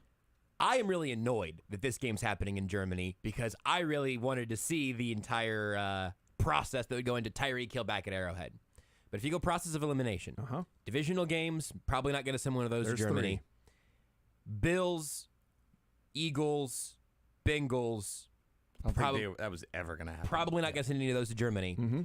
We are now down 6 to the Bears and the Lions. So you got 3 though, because you got 9 home games. Sorry. Oh, I'm holding the Dolphins over here. Sorry. Yeah.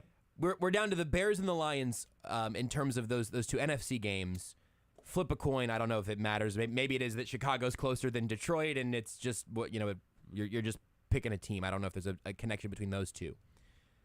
But you have now led the NFL to sending the Dolphins to Germany, where the Chiefs are sidestepping the Tyreek Hill back at Arrowhead story. Yeah. By process of elimination, you are more. If you say, "Hey, we're keeping the Bears," maybe Chiefs Bears was sexier in the NFL's eyes for Germany than Chiefs Lions. Are the Lions already playing overseas this year or anything? I don't know any of that. The Chiefs have already played the Lions overseas. That was years ago, but yeah, that was what year was that? That was 2015. 15. Good grief. Remember, that was the morning of the Royals winning the World Series. That's exactly right. Yep, they won the World Series. Nobody cared about that game because Game 5 was later that day, right? And I believe that was the first of like 11 straight wins for the Chiefs, going all the way into the postseason that year. But the reason that I don't like that Chiefs Dolphins is going to Germany is a galaxy brain reason that the Chiefs would want it there is because the entire week would have been about Tyreek Hill back in Kansas City. I mean, I get... That's the only thing I've got, Look, by the way. I understand that, but here would be... by the way, the overseas games are Falcons, Jags, Bills, Ravens, Titans, Dolphins, Chiefs, Colts, Pats. So no Lions. No Lions, on there. I can understand that. Like, that would be the first thing that pops in my mind of, okay, are they avoiding the Tyreek Hill thing back in Kansas City? But Arrowhead is supposed to be such a big advantage, right? Mm-hmm. Sure. So you're losing an AFC opponent at home. When you're talking about that's part of the tiebreaker is your record against AFC opponents, you're going to take that to a neutral site instead of the Bears or the Lions, which in theory you should beat wherever you play them. Yes. Dolphins at home would give you more of an advantage of a likelier win as opposed to neutral site than the Bears or the Lions would. That's what surprised me is that it was the Dolphins is because it was an AFC team. I agree with that you. They're giving up a home game. I would have, having my pick, even on the Chiefs' behalf, I would have said Detroit, Chicago, up to you guys. We'll see you in Germany. That would have been my preference. We'll request Miami, and therefore you can choose Detroit or Chicago. And the AFC teams we got at home, you're not going to choose Philadelphia, Cincinnati, or Buffalo, and they're not going to have Broncos, Raiders, and Chargers as part of that either because the divisional games are not happening because Falcons, Jags, not a divisional game. Jags, Bills, not a divisional game. Ravens, Titans, no. Dolphins, Chiefs, and then Colts, Patriots.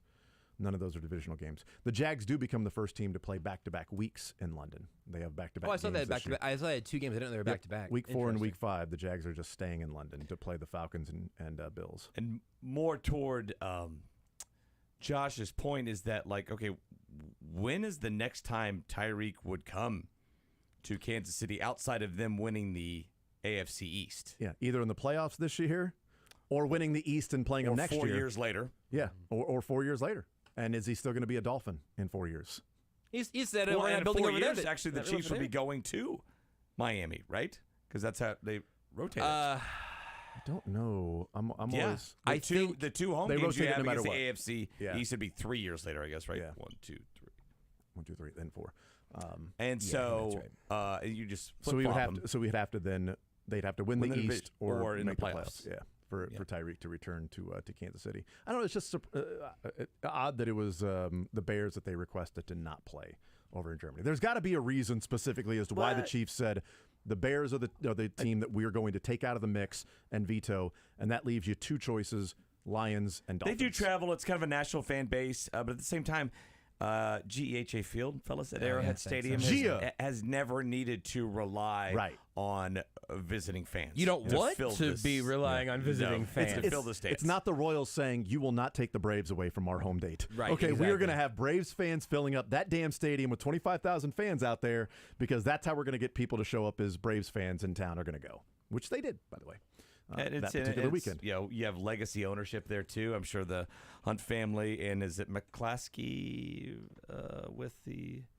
It's a great question. Sure. Short last name. It's Mr. Bear. Yeah. That those families, maybe they're close to where like, okay, we want to have it's traditional Hallis game. McCaskey. Yeah. Daughter's name's Virginia. So. Yeah. I was thinking about the patch on the GSH patch and all that. Yep. We got there. Do the international games count as primetime games? Didn't they? Because they're not prime. They're standalone. They changed the rules on the primetime games really quietly anyway. I don't think they do. There's still a max of 5. Yeah, but you can have multiple games on Thursday. Is the rule? So not every team will get a Thursday game. That's right. But you can only have a max of 5. The reason I ask is because we know for a fact Thursday, the first game of the season, is going to be a primetime game. Wait, not every team has to do a Thursday game now? That just changed. That changed this year that teams can have multiple Thursday night games. So you would have 18 Thursday night games. Well, you wouldn't have Thursday night on week 18. So there wouldn't be a third. They all play on 17. So you'd have 17 Thursday night games. Chiefs have one of them already. We know. Well, I mean, did the Thanksgiving games count? I think one of those is going to be on Amazon. I was told that Thursday night kickoff game did not count as a Thursday or a prime time. It's like it's its own special standalone thing. So the Chiefs could have 5 other games outside of that Thursday night game and playing the Dolphins in Week 9 at 8:30 in the morning. Could have 7 games where they would be primetime or standalone. The days of the noon kickoff they're gone. Because it's 3:25 CBS for the Bengals, which that game will be played 3:25 on New Year's Eve because CBS has a lockdown that can't be flexed. You could narrow down probably only like 2 or 3 dates right now against opponents that the Chiefs would play at noon. Right, because I mean, Lions. Maybe Lions, Bears, Lions and Bears. Honestly, that might be part of it. Do the Chiefs want a noon game for any reason? I'm sure. I would think they would love their primetime spots. But so they're like, look, the Dolphins are freaking going to be Sunday Night Football or Monday night because of Tyreek Hill storyline. Or at least the afternoon. And we They're know on the East Coast. The Eagles, and we know the Bengals, and we know the Bills are not going to be noon. And maybe by allowing the. Okay, so maybe by allowing the Dolphins game to be overseas and Bears at home, you take away the chance that the networks, the NFL comes and says, "Oh, we want Chiefs versus Tyreek. We want them on another primetime." Maybe they take that away. Yeah, that's not an option, right? We're playing this game at 8:30 in the morning local time.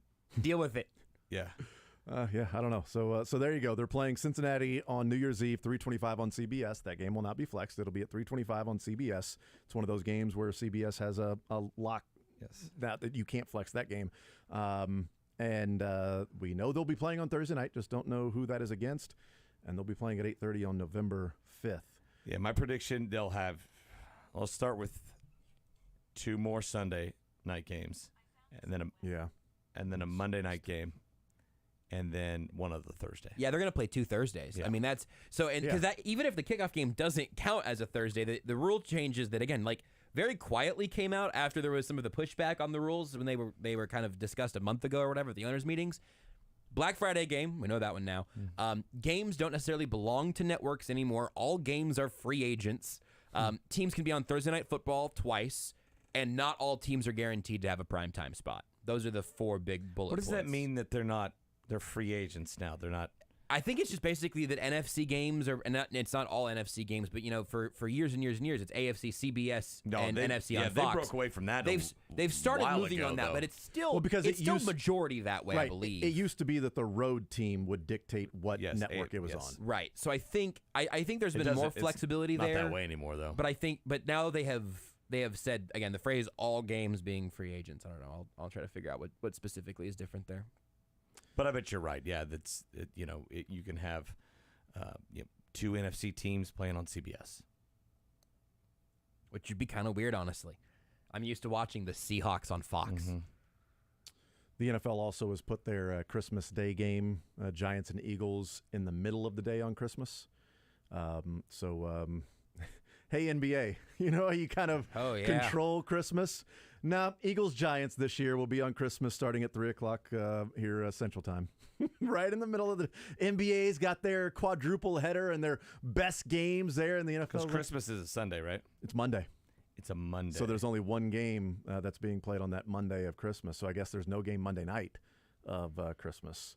But yeah, Giants and Eagles. The New Year's Eve game would still be a Sunday. Yep, Giants and Eagles playing on that Monday, right? Isn't that yeah, that's Christmas Day on Monday. All right, we'll take a timeout. We'll come back, continue rolling with Mick Schaefer, KSHB 41 Sports Director, and a couple of other things to get into with Mick. We continue. It's The Zone presented by Google Fiber. More next. Mick Schaefer in The Zone is brought to you by Atomic Cowboy Sports Saloon, home of the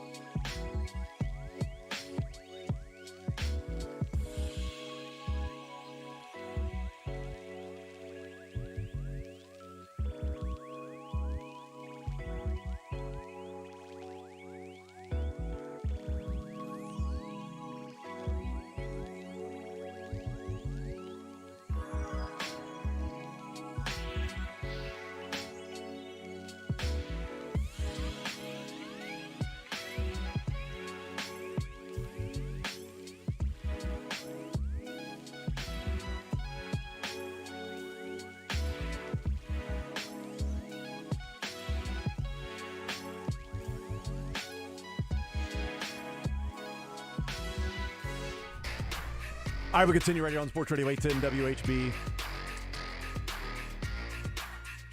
Is Chris Jones Frank Clark's new agent? Because there's something going on there. Chris Jones is doing what he can to try to get Frank Clark back in Kansas City. And when he first started tweeting, I thought, oh, Frank Clark's re-signing. They're going to re-sign Frank Clark. When Chris Jones is like, let's finish what we started. Here we go. Real Frank Clark 25 or whatever his Twitter handle is. I guess it'd be like 55. But Real whatever. Frank C underscore. The Real Frank C underscore. Let's find out. Underscore like 55, whatever. Let's finish what we started. Like, oh, wow, they're bringing back Frank Clark. But then it's been like 3 days now of tweeting at Frank Clark that Chris Jones has been doing. Like, is he trying to court him to get back? Are the Chiefs saying, hey, will you get Frank Clark back with? He won't return our calls. Will you tweet Frank Clark? Like, I don't know. Like, this is it's weird. The public courting of Chris Jones to Frank Clark, where it doesn't really seem like there's a league-wide courting of said defensive No, end. I don't think there is at all. And maybe if you could just kind of keep him in shape and then sign him in January for the playoffs. It's a great I'm idea. all for that. 2.5 sacks in 3 games last year. How big is that room going to get, though? You would not get a mini Hugh. You draft 2 defensive ends. You spend a first-round draft pick on one. Yeah. So, I bet if you can get him for, I don't know, $5 million or something like that. $1 million. That's Give what it a I would say. You get him for $1 million. All right, great, Frank. You're ready to return for $1 million. Or you present it to Chris Jones in the negotiation. Say, hey, we need you to take less so we can go get Frank Clark. Wow, put the Clark clause in order for us to get Frank. Which Patrick. do you really want him? Look, Patrick, he took less so they could immediately go and get Chris Jones. Chris, pay forward. I know you love Frank Clark. If you just take a little bit less, we're thinking maybe 18 per year. Just a little bit less so we can go get Frank Clark. That would be great. I know you're asking for 29 a year, but we need to take just a little less. We're looking at 18 per year. Take a pay cut from your $20 million per year right now. Really, maybe. Carlos- Most of us aren't going to be able to tell the difference between 29 and 18, right? Who would, you know? Carlos Dunlap last year was a $3 million cap hit for the Chiefs. You do that. That feels like got 4 sacks. That feels like what you could offer. Filled more a or role. less. Got a lot of pressures. I mean, we were talking about that he had 7 or 8 pressures in the Bengals game alone. Yeah. 0 sacks for Dunlap in the Bengals game, which means he sucks. Yeah, exactly. You pressured them into Frank Clark. Yeah, I mean, honestly, Karlaftis got a couple of sacks. Chris Jones got sacks in that game. They sacked them plenty, unlike last year in the AFC Championship game. And Dunlap was a part of that. Like, he filled a role. Like, Frank Clark and Carlos Dunlap combined for 9 sacks in the regular season and then 2.5 in the postseason. So those 2 guys combined, 11.5 sacks.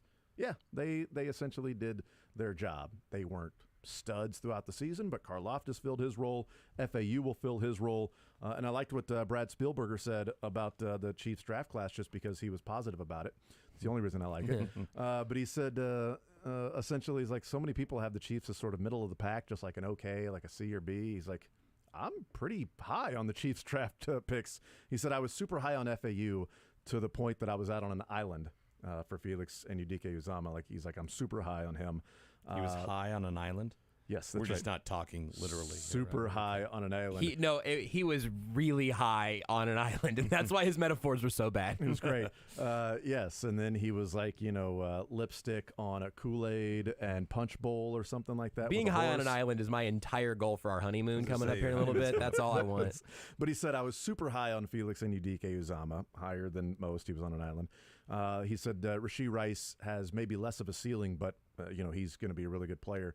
And then he said, because I asked him about those 2, and he's like, well, before I go, I just want to say, Wanya Morris. Don't forget about Wanya Morris. I want to bring him up specifically as one of the reasons why I like this draft class. So thought that was great when he's just talking about, FAU, which is a defensive player that's added to the list on that defensive line. And with those guys, with Karlaftis and Chris Jones, those 3 players for the next 3 years, Omenihu for a couple at least, with that contract, that next 2 years, you're looking at Karlaftis, FAU, Jones, Omenihu. Coburn as a 2-down defensive lineman. Do we think they take 9 defensive linemen last year? That's the number in my head right now, and I don't know. We can make it wiggle room. I just want to give you the list of names, and then you tell me if there is room for Frank Clark at $3 million. I'm going to go ahead and say Herring and Kando are out. I think. Well, and also the expanded practice squads is like a spot for exactly those guys. This is the official fan club of Truman Jones, defensive end out of Harvard. We talked about him before the draft, and the Chiefs brought him in as an undrafted free agent. Stash him on the practice squad. Just keep working on your craft there, Truman. But Karlaftis, Noddy, Jones, Aminahue, Dana, Wharton, and Felix, Coburn, B.J. Thompson is 9. They signed Byron Coart early in the free agency, another interior guy who I'm guessing Keandre Coburn took his spot. In fact, on the depth chart I'm looking at, he was wearing 99, and now Coburn is. That might be done already. And then you've got your guys of, the Malik Herring, Josh Kando, Danny Shelton, Phil Hoskins. But if they get to 9, we're at 9 now. Even if you let some of those guys have some flexibility inside outside. I would say of the first 9 you said, Wharton's probably has the worst footing in there. He's the guy that coming maybe off injury could be too. We don't really know. Replaced. Yeah. But not by Frank Clark because no, it'd be by a Coburn or something. Someone like that. Let's see. The interior, strangely enough, is a little lighter than the edge group at this point. So not physically, but metaphorically. They kept 10 last year, and they kept 10 in 2021. Okay. And so Frank Clark, I think they kept 10 in 2020, but they kept like 9 in 2019. But you're gonna have at least 9, but 10. So 6 defensive ends and 4 defensive tackles is the breakdown they've had the last 3 years. Their initial 53-man roster. So that 4 defensive tackles. Were they in 3-4 and 19? 18. I think it goes back to 18. So you're right. I think 18 is when those numbers sort of switched, where they kept more linebackers. Yeah, that makes sense. So they had the 4. So you're looking at defensive tackles being Noddy, Coburn, Turk, and then a fellow by the name of Chris Jones. Yep.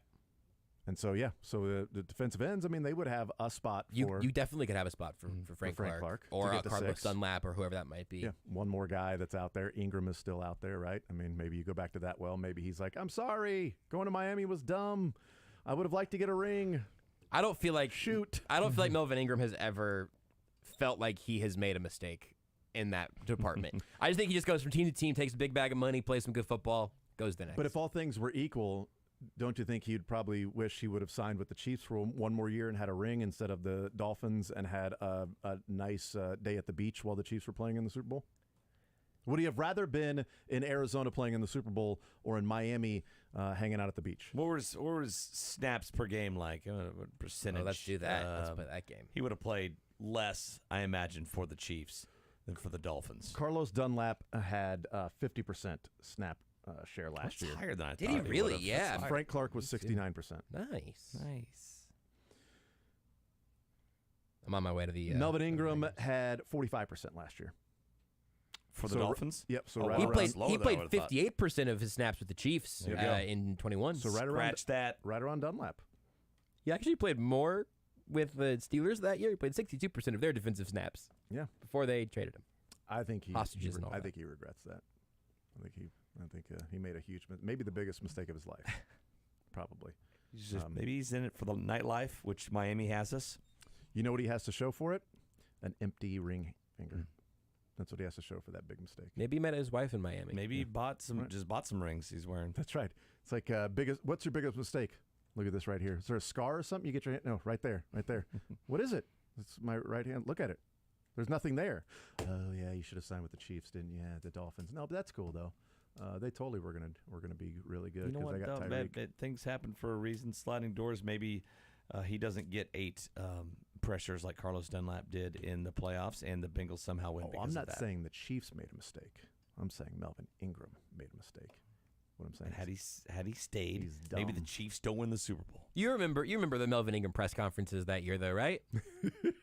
Like I'm just thinking, really, what I'm really doing now is just thinking. They were literal, right? They were pretty and quick and like. Yeah. What are you talking about? Is like if you said, Melvin, do you feel like you made a mistake by going to Miami last year? Like I don't know that he would even have a word to begin with. He would just be sort of a stare and be like, "No, I don't regret that." Not sure. And then would be on to the next one. I kind of admired it. He just had a very chaotic energy about him that was fascinating in a press conference. Well, unlike Bo Jackson last year, there were a few hiccups for the Chiefs. Mick Schaefer's brought to you by Atomic Cowboy Sports Saloon. As seen on Food Network, Diners, Drive-Ins, and Dives, and Man vs. Food, try it.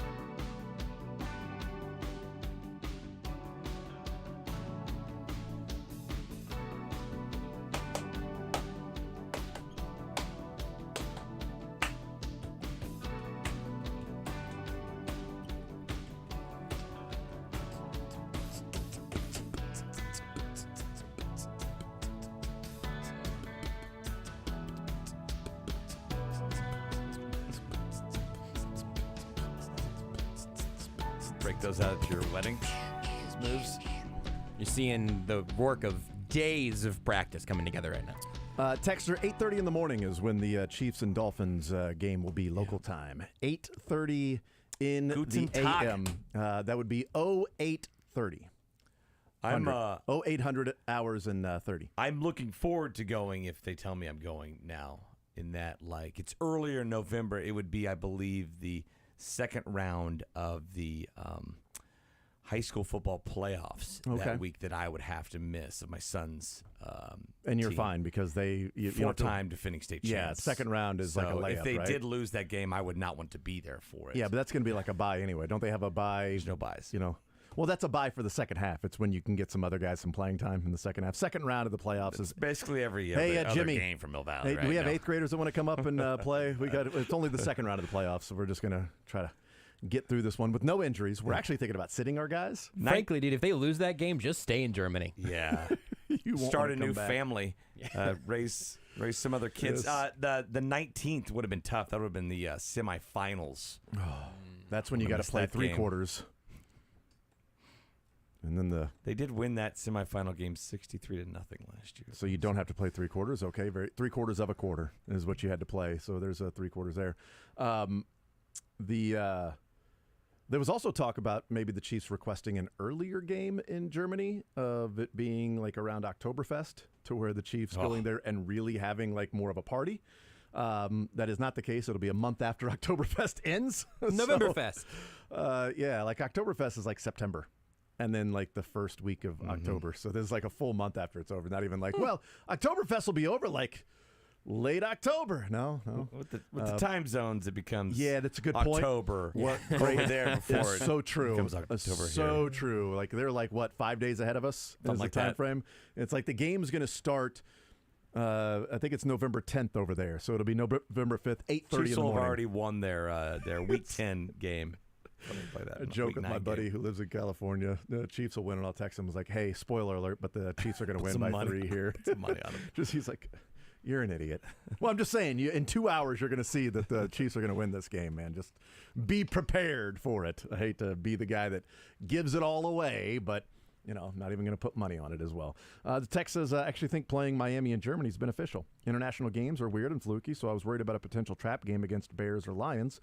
Don't think they'll come out flat against the Dolphins because of the Tyreek storyline. Yeah. It's interesting. It could be from that standpoint. It's like, I actually like the Dolphins game. I just, really want to know why. Tex says Week 18 games are always divisional games, so it's the last possible week it could be for the Bengals. Yeah, for Week 17 against good point. Cincinnati. Yeah. But, it's just like every year. It's like, okay, all right, we got to December. Where do we want the Chiefs and Bengals? Well, let's start at December. Yeah. And then work our way It was the towards first week the end last of the year, season. right, of December 4th or 5th Yeah, last then year. the year before was the It was in last January. week. Oh, yeah, it was the first It was game like in the January. first game in January that they played. So they had beaten the Chiefs 3 times in 2022? Yes. So, yeah, it was a bad year for Bad Chiefs year. and Bengals. But you know what they didn't do? Beat the Chiefs in 2021. They beat the Chiefs 3 times, right? No, it was 22. 2022, they beat the Chiefs 3 times. January twice, and then That's right. December of Yep, 22. and now 23, they have not beaten the Chiefs, nor will they because it's be New Year's Eve. I'll get my years right. It's 23 right now. Or is it 24? Holy crap. Latest reports indicate, my sources close to the situation indicate that my understanding is it is currently the year 2023. I'm Mike Florio. Thanks for reading. But it's 24 in Germany. But the game will start at 8:30 local time on November 5th, 2023. Texas knew a girl in high school who had a hiccup disorder. It's a real thing. Ugh, that sounds horrible. One of my buddies can't burp. Can't burp? Can't burp. Really? Didn't that kill you? No, all of his air goes out the other way. Really? Oh, he does it a lot. I mean, I He can is make a myself. flatulent guy. I mean, it's just Listen. all the time. He will do it on command. Part of that club. He can do No, it. well, I can Dude, it's burp on amazing. command. He can't just like muster up a burp. He doesn't. He's not able to burp. It's weird. I don't know. It's a thing apparently, at least for one person in this world. What's he doing Friday at 1? Is he available? I'd like to talk to him about his life experiences. Probably working. Well, see if we He's can got get a him on the job. phone He's- at least. It's not just hanging out doing nothing. Okay, I'm just. Sounds more like a wedding entertainer to me. Yeah. Can we get him for a halftime show? It's a fun bar trip. Are you hurting for entertainment and guests Friday at 1? I just felt like it would be something we would all enjoy together. What are you doing at Friday at 1? Because we're trying to find somebody to fill in for that role. Isn't Mick here? Yeah, I know. Yeah. We're trying to find somebody. I just said that. No, I'm here to include you because I think you would ask great questions to someone who cannot burp but can only fart. And fart on command, too. Yeah, on that's command. That's a dangerous game. Mm-hmm. Is it, though? Sounds like it. I don't know. It's not one of my talents. Gave these numbers out earlier in the show, so I wanted to make sure we brought them back with Mick here with us. If we're wondering about, Bobby Witt Jr. and improvement, looking at the macro and not the individual games of the micro, bases loaded and 1 out and Dozier popping up and Fermin grounding out, or first and second, nobody out, and then Fermin, Jackie Bradley Jr., and Nate Eaton all striking out. That happened back-to-back innings in a game in which they lost by 2, and they got a complete game from Jordan Lyles. Dozier one was tough, right? He had walked the previous 2 batters and was ahead 2-0 and just decided, I'm just going to pounce on one. Boy, I'm going to do some damage on this. I'm going to hit this one really high in the air. This one's going to go really high. It might bring rain. So outside of the micro, but the macro part of it is, seeing what they have this year. We talked about the offense yesterday. Bobby Witt Jr. at shortstop. If you're wondering if there has been improvement for his defensive metrics this year. last night? Last year, 24 shortstops played at least 800 innings, which is what Bobby Witt played at shortstop. 24 of them. Defensive rating at Fangraphs, he ranked 24th. Defensive runs scored, he ranked 24th. And UZR per 150, he ranked 21st out of 24. This year, defensive rating, he ranks 8th and is 3rd in the American League. Shortstop. Defensive runs saved, 0. Last year was minus 18. 0, which is 13th in all of baseball. Right in the middle of the pack. So 0's a good number. 0's perfectly fine. It means you're not negative on your team. It means you're playing a fine shortstop.